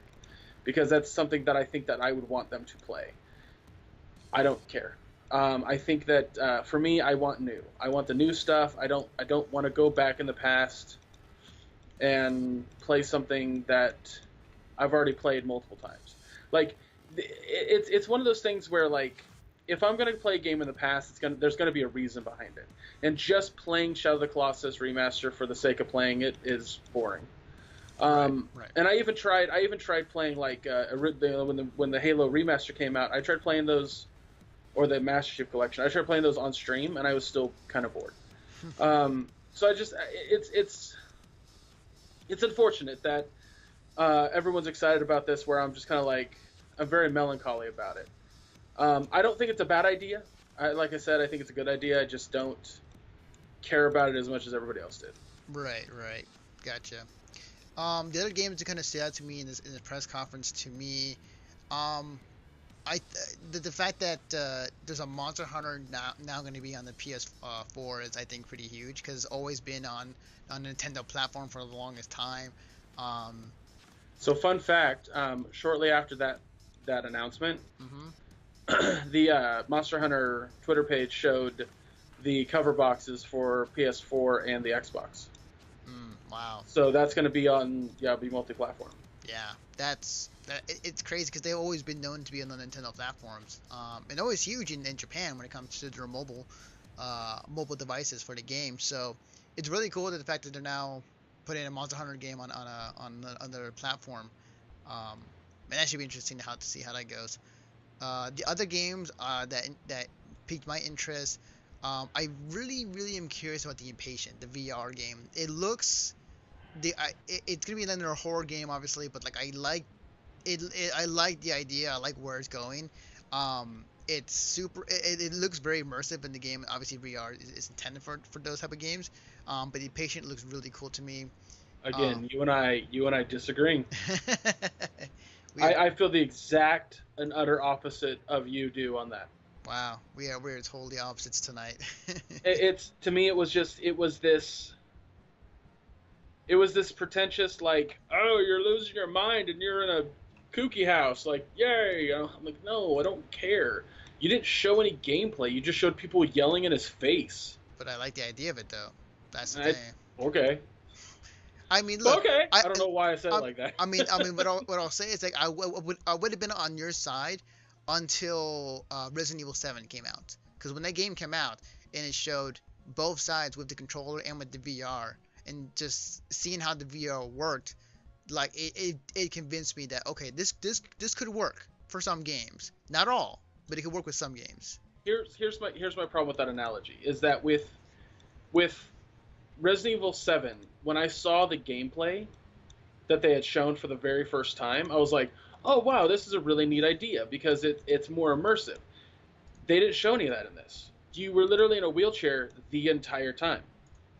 You didn't get to control where you go. It almost seemed like a slightly interactive film in which you're a crazy person losing your mind in a mental house, and you can't tell if people are actually there to hurt you or not, and you're just kind of like watching a movie. I don't see the point in it. It's not a game. It's like, if you want to sell it as an interactive movie, great, do that, but don't sell it as a game if you're not going to show gameplay footage. Or at least present it in a way that says that it's going to have gameplay. Okay. I mean, I'm obviously the opposite. I think that the idea of it's pretty cool, but again, this is very much a trailer and nothing shown off yet. But in the near future, we'll find out more as the years goes on. Other games to point out for me, God of War looks friggin' awesome. Absolutely. I want to see more Dad of War. Like they even made a reference in the trailer where they're pointing to a vase of like Kratos, like back when he was in the Greek mythology. So it's like, oh, so they know about his history. You know, that's freaking cool. They're alluding to something like it's not really his son, but he's treating it as his son. Yeah. And you know what my theory is? My theory is that something happened to, because he's older, and he's clearly older because also he's lost muscle mass. Mm-hmm. And his also voice is a lot like more gravelly. Mm-hmm. But he keeps calling him his son, and I think what happened is that Kratos got so murder crazy that he went and killed Odin and a lot of those gods. But there was baby Thor. Yeah. And he's raising Thor. That would be cool. That'd be cool. Or, and I'll throw this one out there. This is also a really cool idea that I heard that I think's like, oh, that would be really interesting. It's actually baby Odin that he's raising. That'd be cool. Or not baby Odin, but kid Odin, whatever. That was pretty sick. We don't know the kid's name. Like, I think that's brilliant. In the whole video, they never said the kid's name. Yeah, That's true. They were just that's like, true. Their importance is all so big. And I was like, hey guys, you want to give us anything? No? Okay, I guess fine, whatever. Right. And then quickly, I'll say that obviously, I've been saying this podcast, I'm interested in Destiny 2. I'll take another crack at it. they didn't show really much per se, but they showed off a new cool trailer. Did the boss? We get to finally see who the big bad guy is. And I hate that it has the same kind of exclusives as the first game. I hate that. Oh, the exclusive DLC for PS4. Just like, hey, it's not only because I have an Xbox One and I don't get those. It feels like a middle finger to anybody else playing it on anything else. To be fair, like Destiny they have been doing the Sony thing with exclusives like prior to anybody else, and Sony was like the forefront when it came to showing off Destiny. So Bungie's like in the pockets with them right now. So I understand that. I understand the whole thing. I just hate it. Right. I think it's not a bad move. I just hate it. Last but not least, the game for me was the Spider-Man footage, which looks freaking cool. The only gripe I have about that game is I don't like how it became QTE heavy at the very end. Outside of that, the game looks great. The combat is very much Batman Arkham Asylum type of style. So just to go off that real quick, because I've watched more stuff about it post the what they showed. Yeah. And apparently that type of combat isn't all the time. That type of combat is mission based. Really? Or I misunderstood entirely, and he was basically saying that the web slinging is all like the way that it is all mission based. Huh. Really? Either way, what we were shown is a mission and not like the core game. Huh.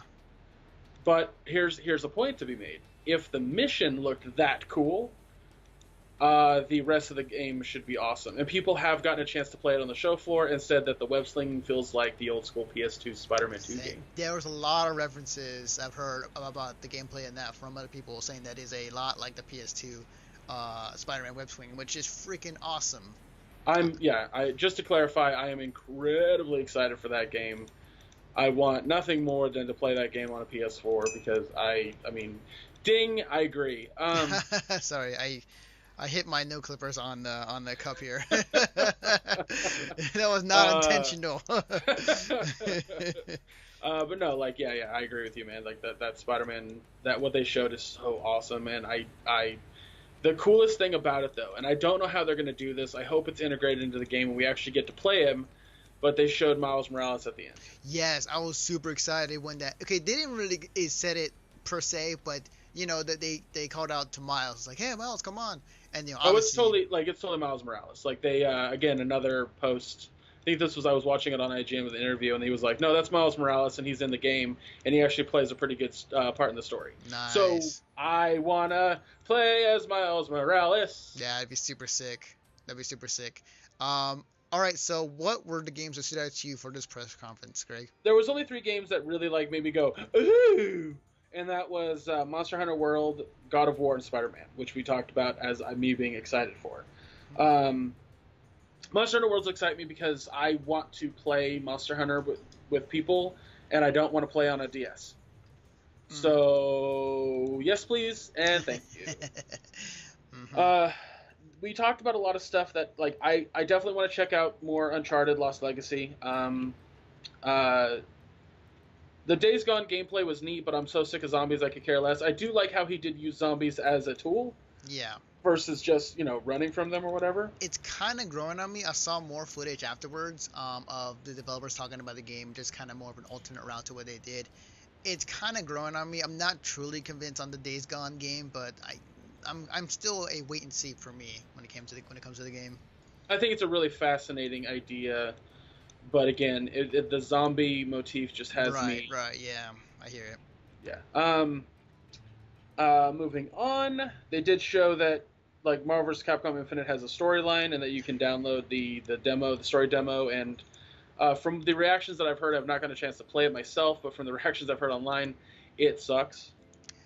Yeah, well, here's the thing. Okay, so I'll speak just briefly on this real quickly, but I think the way the Capcom is showing the characters in the story trailers they're not doing it justice when it comes to the actual gameplay. Because I was watching the Capcom stream today, and it actually looks a lot better in motion when they're fighting in versus rather than in the story demo that they showed off.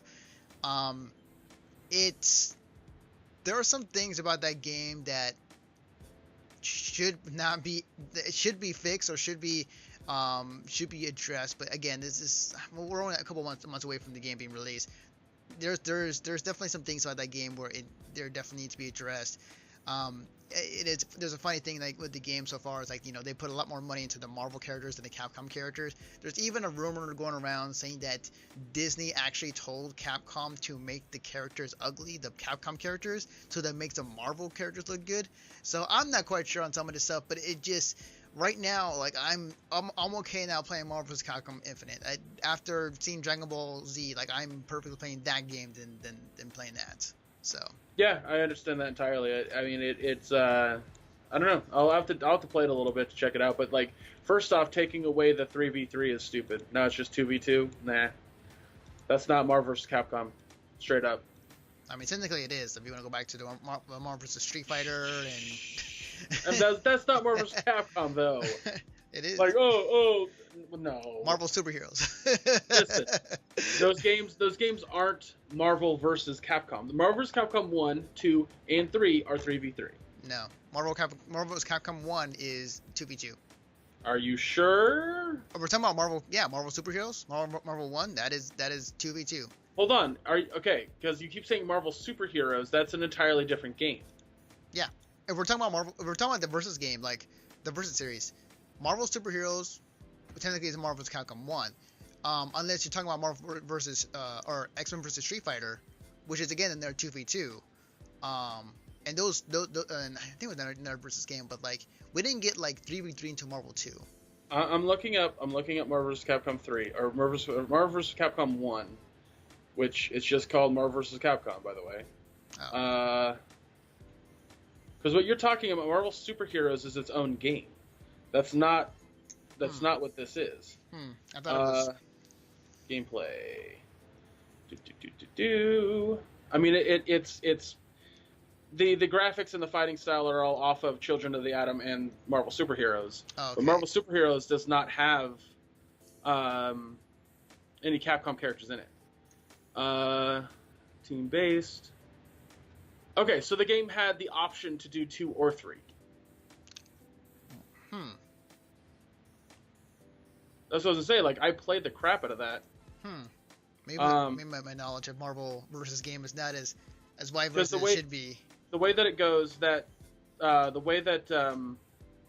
order in which Capcom Marvel fighting games went was X-Men versus Street Fighter was the first one, then Marvel Superheroes versus Street Fighter, then Marvel versus Capcom, then Marvel vs. Capcom 2, Marvel vs. Capcom 3, Ultimate Marvel vs. Capcom 3, Marvel vs. Capcom Origins, and then Marvel vs. Capcom Infinite.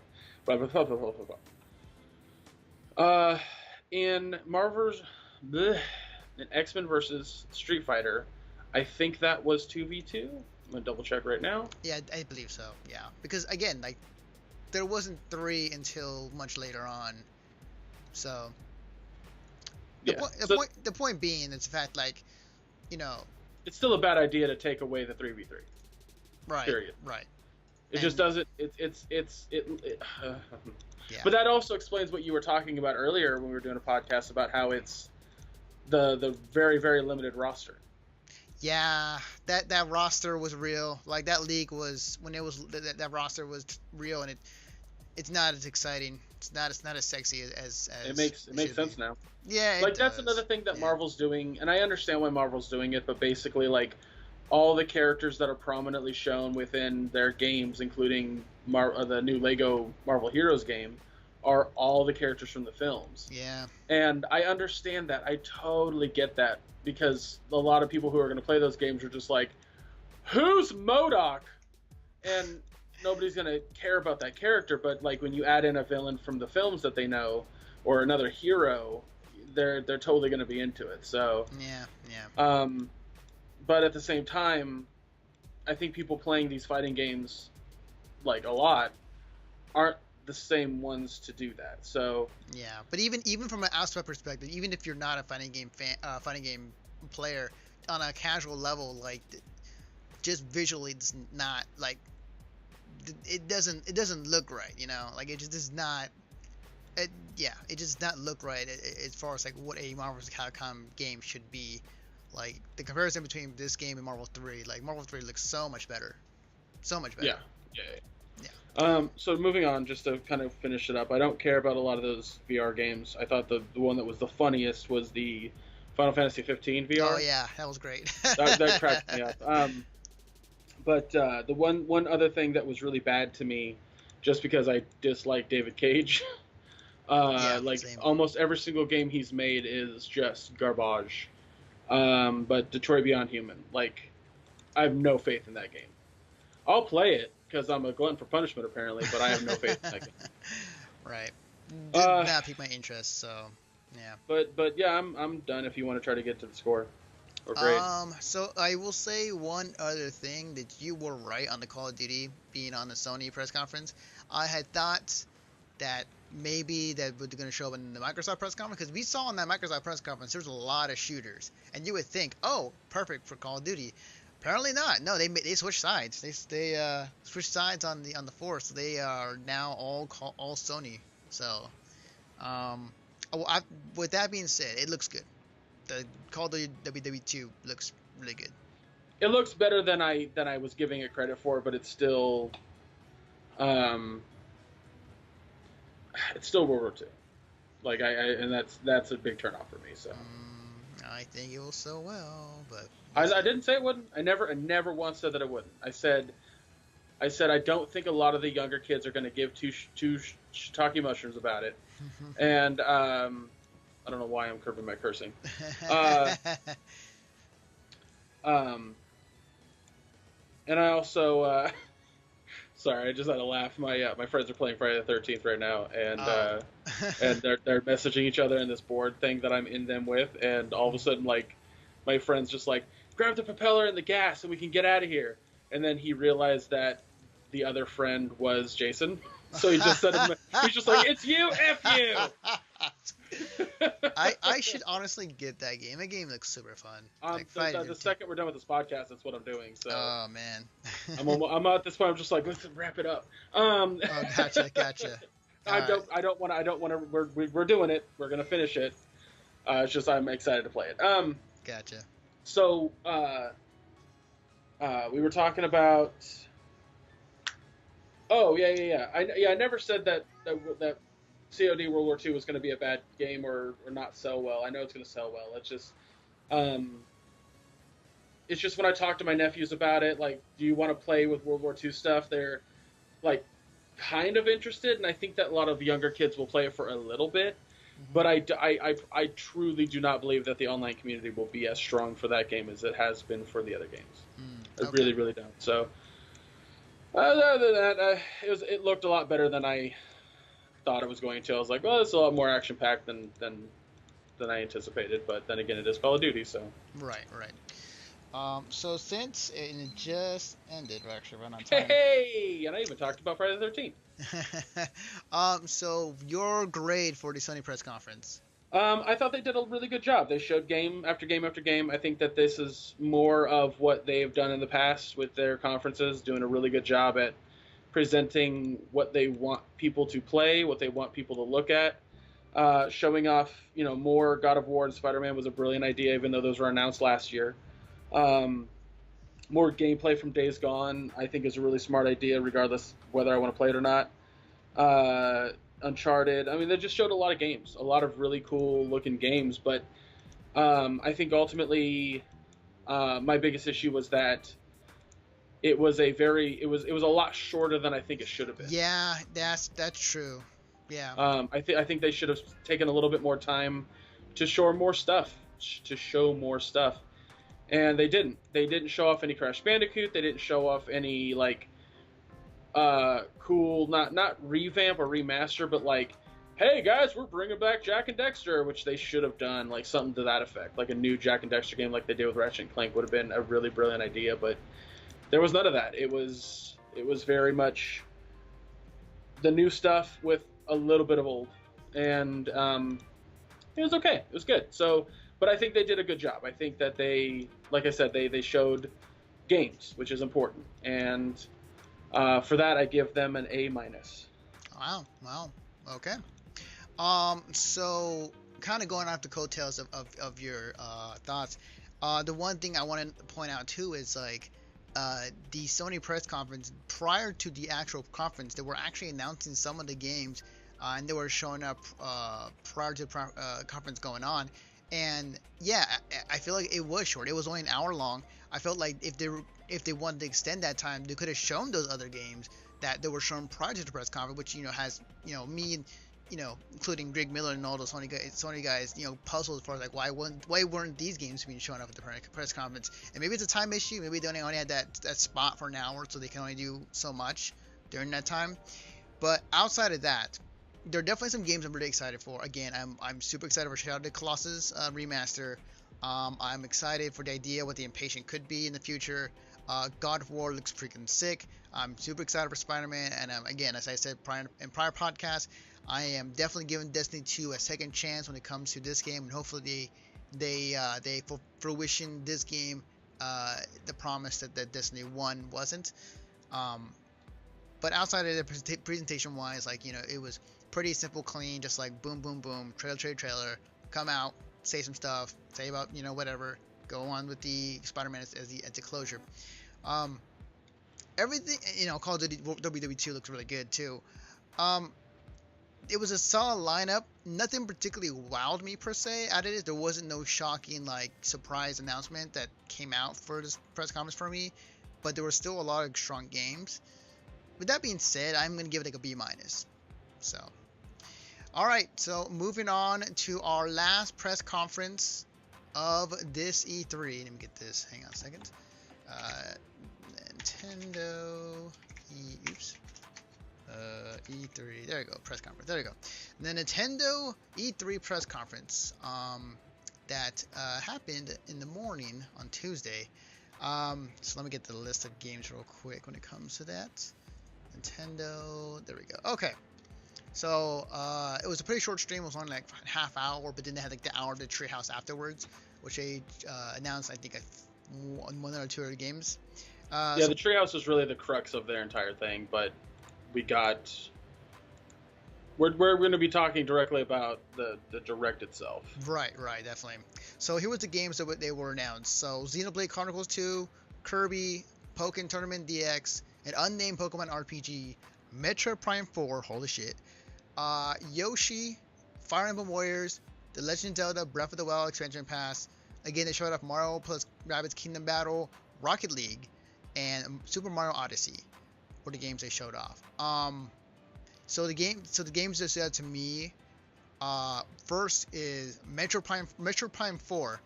I did not expect any Metroid news at all, and I mean it was Nintendo has given Metroid a bum deal as of late, but they announced a Metroid Prime 4, and that's freaking awesome. That's sick. So yeah. I'm super excited about that. The only downside is it was literally just an announcement. It was no different than like Shenmue. I know, but still, like just the thought of another Metroid Prime game is super sick. Oh, I agree with that sentiment. I think it's better to say that there is than there isn't. Yeah, definitely. The other game that stood out to me in this press conference, Kirby. I love the Kirby games. I don't think there really is a really bad Kirby game, honestly. And it looked like from the trailer, like it was a kind of like just a straight up just like a side scroller classic Kirby game, which I haven't seen in a while. But the twist is that you can have 4 people with you, or 3 other people with you, that will play alongside you, and you throw out your heart to convert them to, which I think is cute. Yeah, it's gonna be fun. Other games that stood out to me, again, the Mario Rabbids Kingdom Battle, again, super weird that it exists, but that was just kind of showing up again for the sake of Nintendo. I think I think that the Rocket League being on a Nintendo Switch makes not only the most perfect sense, but it's really good idea for being on that system, especially if you're playing on mobile or you playing it on the go. Yeah. So I think that's really cool. I think it's a great idea. And last but not least, Super Mario Odyssey. Holy crap, man! Yeah. Nintendo is going places.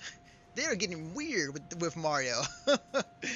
But yeah, those are the games that stood out to me in this press conference. There weren't that many, at least when it comes to this Direct. But They're definitely. It was good games. it was very very short. It was like Yeah. 27 minutes is how long it was. Yeah, it was pretty short. Yeah. But that being said, like they had some cool announcements. Like I'm sure that Xenoblade fans are going to be really excited. I'm looking forward to the Kirby and the Yoshi games. They look like a lot of fun. There was some actually gameplay at the Treehouse of Yoshi, and it uses the like this weird like flipped perspective sort of gameplay. Yeah. So that's going to be a lot of fun. Looking forward to that Kirby game because I like Kirby a lot, and I think it's going to be fun to play. Yeah, Rocket League on the Switch is a brilliant idea. That's really, really smart. The Breath of the Wild DLC looks awesome, but I need to play the game regularly first. right. I know. Yeah. The announcement for Metroid Prime 4 is really cool. I'm interested to see where the story will land. I sincerely hope it's after Fusion, but we'll see because that's the final game in the timeline. I think having a Metroid Prime 4 that's like well after the 3 would be really cool. Yeah. Also curious who's developing it, because if it's in like Nintendo's, which I doubt, main studio,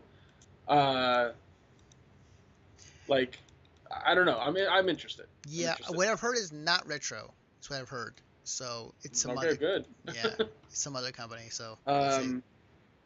Not good. Maybe, I don't know. We'll see. Yeah. But yeah, it was just like it was a really really simple conference or direct. My favorite thing, by the way, that I think was bad, but it was funny bad, was what I'm calling the cult of Reggie. His weird like super kind of creepy. You will like a Nintendo. You will buy a Switch. My name is Rick. Open your mind. This game is good. It was so weird and but like fun to watch at the same time. Yeah. But hey, we're gonna talk for a hot goddamn minute about the best game they showed at E3 so far. Ooh, yes. In my opinion, yes, is Super Mario Odyssey. Like I said, Nintendo is going places with their Mario franchise.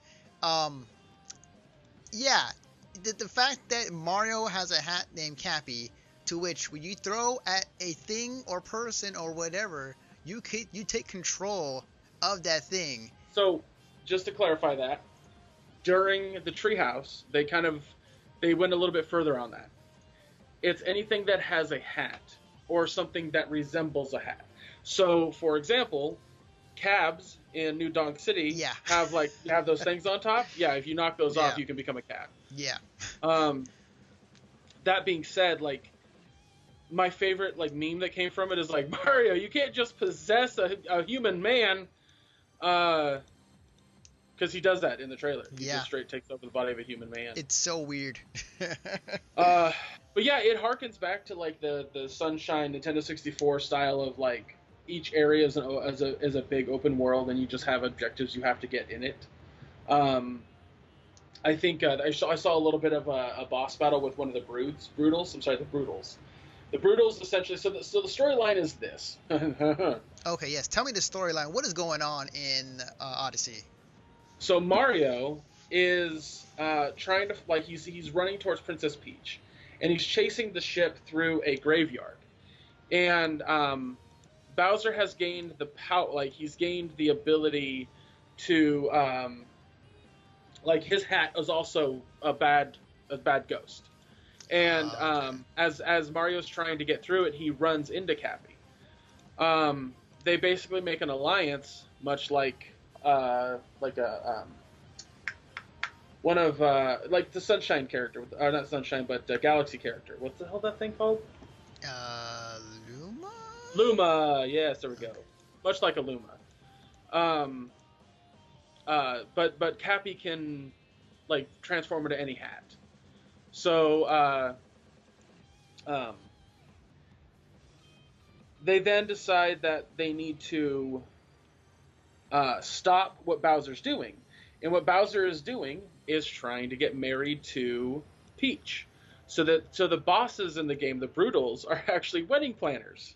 Yeah. Oh yeah, I heard about that. Yeah. I forgot about that. Yeah. So they're trying to stop Mario from ruining the wedding, on top of planning Bowser's wedding.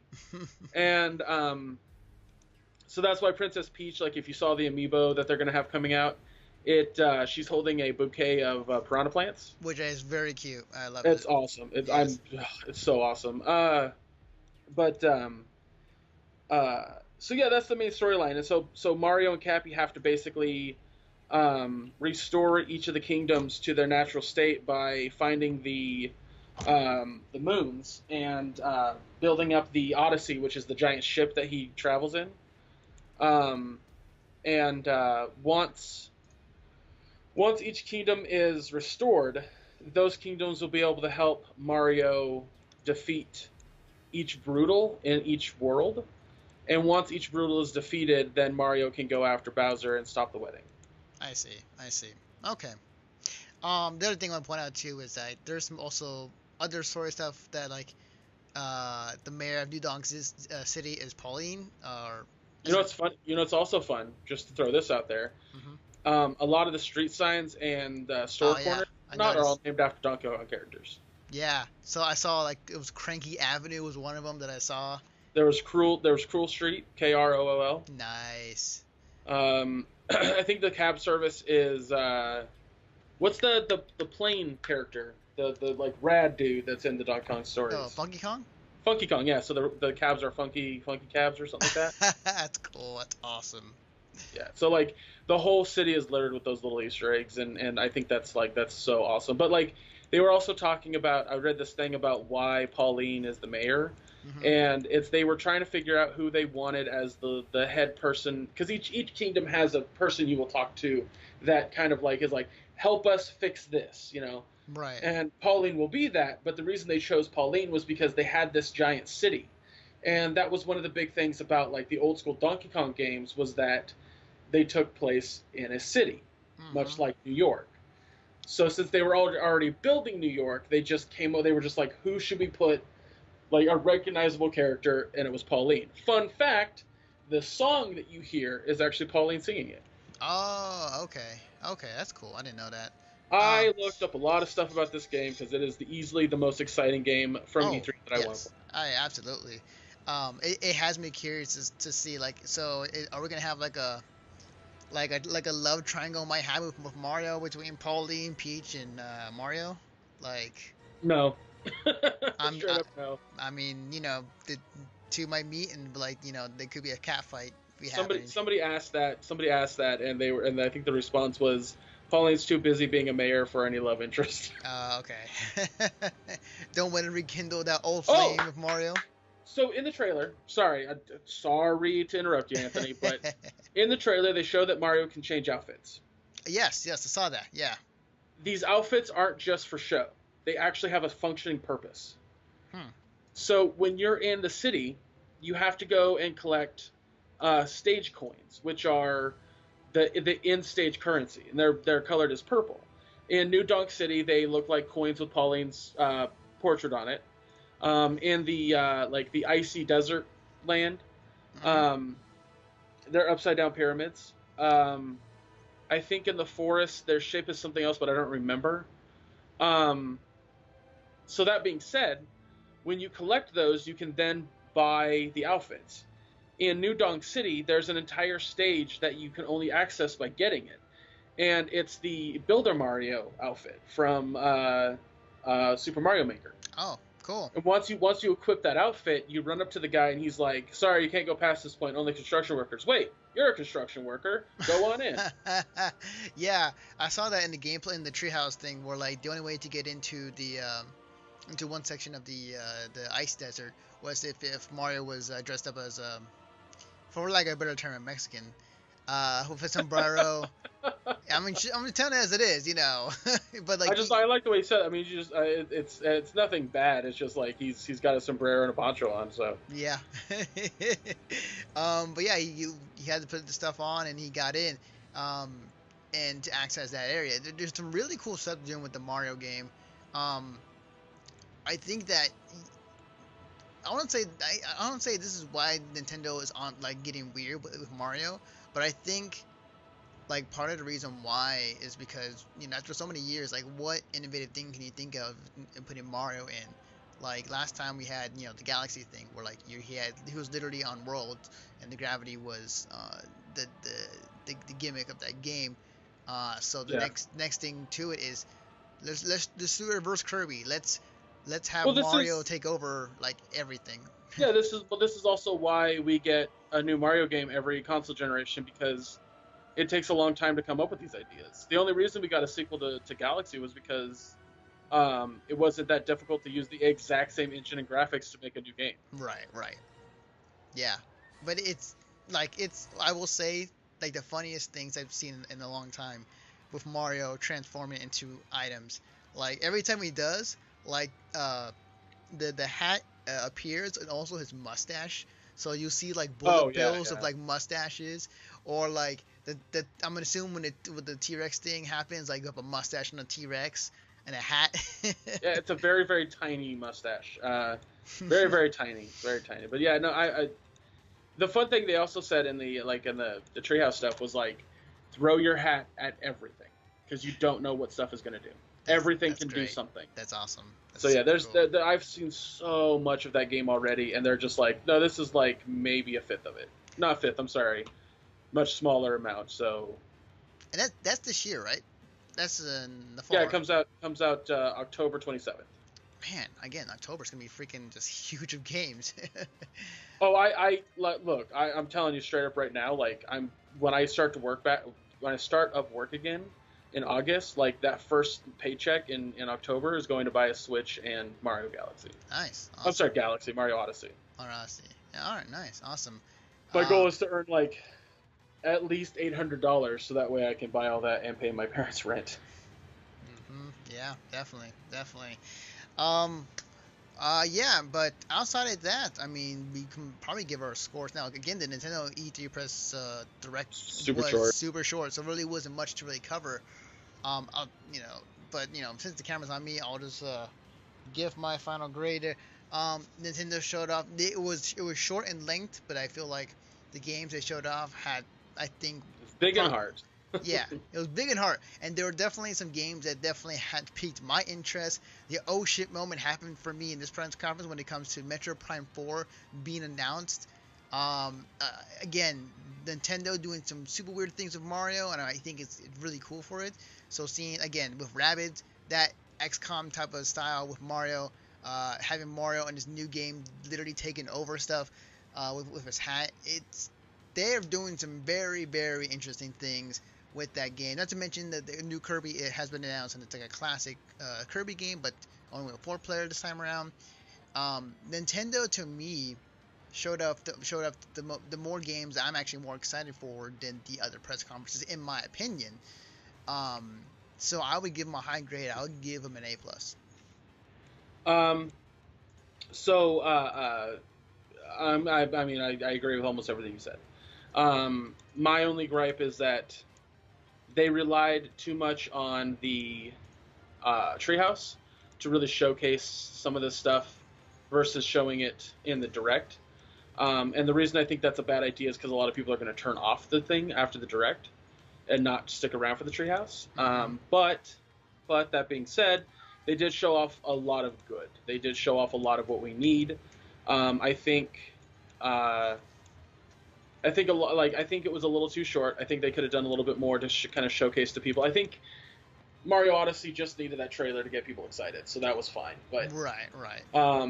But yeah, I think also showing off a Yoshi and Kirby game that doesn't have a full title yet is a little weird. But I'm glad that they are making those games.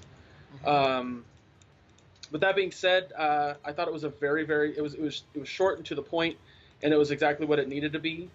Um, but with the idea that it probably could have used a little bit more, I'm gonna give it just a solid A. All right. And with that, that pretty much covers all the press conferences that happened, all the major ones, at this year's E3. Yeah, this in my mind was a very good E3. Really? Hmm. Well, I mean, look at the grades we gave. Like everything was an A. The only thing that was like there was only 2 conferences that were not an A. All the major companies, Sony, Microsoft, and Sorry, yeah, Sony, Microsoft, and Nintendo were all A's. Interesting, because like for me, and kind of seeing what the overall feeling for a lot of people, like this year's E3 for me, there were games I were interested in, and I think the presentations of some of these press conferences were good, but it wasn't like last year or the year prior where like it was like bomb after bomb after bomb of But just like that's not big what you should announcements. be like. As much fun as those are, that's not what you should be watching E3 for. You should be watching E3 for game information. You should be watching E3 for that content that makes you go, "Oh, I want to buy that." Not stuff that's like, "Hey, we got a sequel to this game," or like Anthem should have been that bombshell, but everyone was just kind of like, "Oh, it's a new game, okay." And that really is upsetting to me that people aren't looking at it from that perspective. Like, um, one of our good friends that streams on his own channel. I don't know, he streams it very often anymore. Anyway, Ramen. I had Right. I had a little conversation with him, and he said this last year too. Like his big thing about E3 is he wants those bombshells, and that since there basically was none, barring fucking Dragon Ball's Fighter Z, he found it to be very very boring, and uh, and I think that unfortunately is not how I think E3 should be viewed. Um, it never to me was that. It was always the thing I would watch to get all the new information, to get all the new specs on things, and to kind of like look into the future of what I want, not go, hey, in 2 years I might get this game. I think last year, like a lot of people really did concentrate really hard on the like Shenmue 3 and the Final Fantasy 7 remake, and guess what? They'll still have a long time before they come out. And I hate that kind of stuff. I hate when they announce stuff that's not coming out within the year. And almost every single game they showed is coming out within a year. There's a few games that for the most part, yeah. Yeah, I was like, for the most part, like, and that's what it should be. The E3 that we got this year is what every E3 should be. Every conference should just show game after game after game after game. They should show, like, there should be a lot more gameplay. There should be a lot more, like, release dates announced. Like, that's what it should be, and that's what it was. So, a lot of people finding underwhelming, I don't understand. I do not get that, because for me it was a really, really good E3. What I will say, and I'll say it because I feel like there are games I will say there are games I'm interested in each press conference that we just talked about that I will get into or look at or watch more as time goes on. But to put into preference, like prior to this E3, like the last 2-3 years have been, you know, E3s that like would be dreams of happening, and it did for the past 2-3 years. So coming into this one, like it felt underwhelming because of that. It is not it's not because That's unfortunate. That's yeah, really unfortunate. and it shouldn't be, but that's kind of how it set up itself to be. Because again, I think in Sony's perspective, like you can't keep doing 10 out of 10 every year. At some point, like it's gonna be like, well, this is what we have, and it's not gonna be the best that we had in the previous years. But look at what we experienced the past few years. Most of these conferences try to, they kind of forget that what players want are games. Players want more information on the games that they've had their eye on. That's what they're looking for. And my biggest problem with most of the conferences is that they try to make it too much of the spectacle that it's become. I'm aware it's a spectacle. In no way, shape, or form is it a trade show anymore. Like, hell, the floor to E3 is now open to the public. It's a spectacle. It's borderline a convention at this point. But in that regard, it still shouldn't be. These conferences still shouldn't be like going and watching the new Fast and the Furious movie.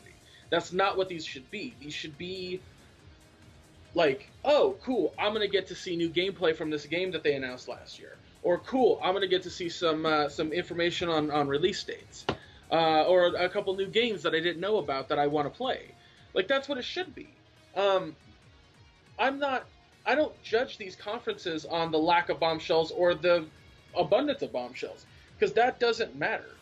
It's like I say, you don't go and see a movie for the twist, you go and see the movie for the story. And if you're only seeing the movie for the twist, then you're watching movies wrong. Hate to sound like an asshole when I say that, but that's the truth.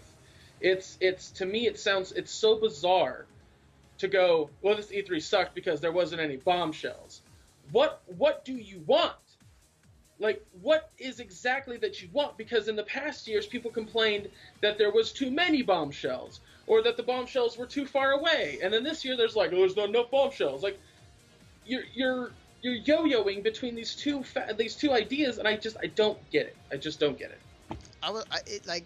Surprise announcements of games is what really, for me, like really gets me going for E3. Like it makes me super excited for things that I've never thought would exist or would be announced, and that for me is exciting. Like, don't get me wrong, I love the fact that there are games that I expect to be there that they're gonna be showing more off or talked more about. I'm more super excited for them, but I'm more excited about the unknown, the unannounced games or projects that I may never seen before, or that I've never heard in a very long time back as a new franchise. And Tomato, obviously you feel like this E3 for you is much more fine in your opinion. For me and people like me, like I feel like it was fine, but it wasn't like oh, it was the best E3 of like this from previous years. Like it wasn't for me. But I truly believe that this is what E3 should be every year. It should be like, remember when I talked about Microsoft and their past, like, talking about consoles, and they would spend like a half an hour on the console and then the rest was like a few games, and it was very boring because they spent too much time on consoles.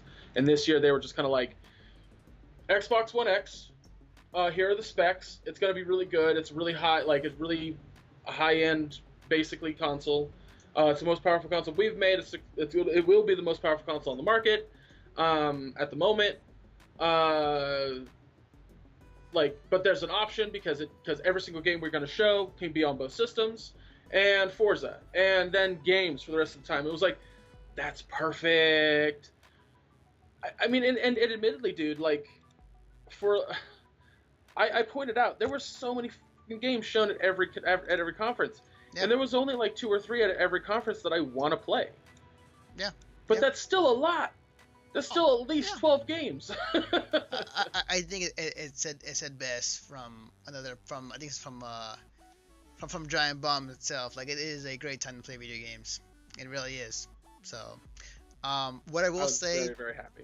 what I will say to end it on this note, this year's E3, they were very good at pretty much nothing to little leaking at all of games for this year. Well, that's also because the companies put stuff out long before. Yeah, that's true. The convention itself. So. Yeah, that's true. But still, it was usually you get tons of leaks, but this year was pretty minimum. So yeah, good stuff. That's gonna do it. This has been a very long podcast that we needed to talk about E3, and we did it in a span of the time of tonight. That was a 2.5 hour podcast. I almost said 2 and 3 hour. I was almost 3 hours. Briefly before we end, I do want to mention something that was really funny to me, and I did write an article about it. Mm-hmm. But after the Bethesda conference, like late at night, and nobody really knew about it. Like on the docket, it said on the Twitch streaming thing, it said that Devolver Digital, the indie development company, was going to put on a conference. And I was like, why are they putting on a conference? That's weird. Like, I'll check it out. I'll watch it and see what it is. And as I'm watching it, I'm going, what the f is happening? Like, this is so weird. Like, is this performance art? Like, what is going on? And as it continued, it dawned on me what they were doing. And it was this absurdist, dark humor sort of thing, making fun of the spectacle that is E3 now. It was basically taking the piss out of everything E3, and I adored it for that. It was hilarious. It was subversive and bizarre and weird, and they even got Suda51 in there to just be like, wait, who's Devolver Digital? I don't know who they are. Like, get out of my face. I'm gonna continue working on this game. It was hysterical. Wow. Like, and I went back and I've watched it 2 times now, and it is so awesome. But it wasn't a conference at all. It was totally like at this point on the Twitch page after I think 11 o'clock at night, it just turned into Adult Swim. Oh, and wow. yeah, it was like the stuff that showed after was like really weird. They had Future Man from Twitch on there, and That's awesome. Holy it shit. was so much fun. It was Wow. so much fun. But yeah, it was unexpected, and that to me might have been my biggest like highlight of E3 as a whole so far. It was just that whole Twitch thing, and I even like tweeted at the director of the whole thing, and I was just like, hey, so I wrote an article. Did I nail your idea? And he was just like, you got it dead like right on the nose. That's great. Holy shit. I didn't know you did that. That's awesome. I did not bother to look at the press conference or the event. I should go back and check it out now. I'm kind of reading the chat too, the fact that they left it as well. So I was like, all right. Yeah. I put a link in the article on our page. Cool. Awesome. But yeah, that's gonna do it for us. For those who stuck around, thank you for this entire E3 podcast. But yeah, so with that, Greg, where can they find you on the internet? Oh, you can find me on Twitter, Facebook, and Instagram under Chub Rock Geek. Just search for Chub Rock Geek. You can find me every Saturday on Half Empty E-Tank. That is twitch.tv/Half Empty E-Tank. You can also find every article and review that I write on Mission Start Podcast by going to either the review section or sometimes the news section, but mostly the review section. And I need to write a review soon because I haven't for a while. But I don't know what game I'm going to review. Probably... What's the newest game that I played? No, Friday the 13th. Why not? I'll do one on Friday the 13th. Yeah, that'd be pretty cool. Yeah, pretty awesome. All right. Awesome. You can find me on Twitter at Defective Naruto. You can follow the work that we do at MissionStarPodcast.com. And also, if you're watching on Twitch, please follow this Twitch channel. I just uploaded the interview from Fanime of the cosplay team Akutsu on this Twitch channel, actually. So it's actually... Oh, wait, no, it might be Friday, actually. It's on this Twitch channel in some capacity. I'm using the Twitch upload feature more often than usual. But yeah, let me get the slide here ready. All right.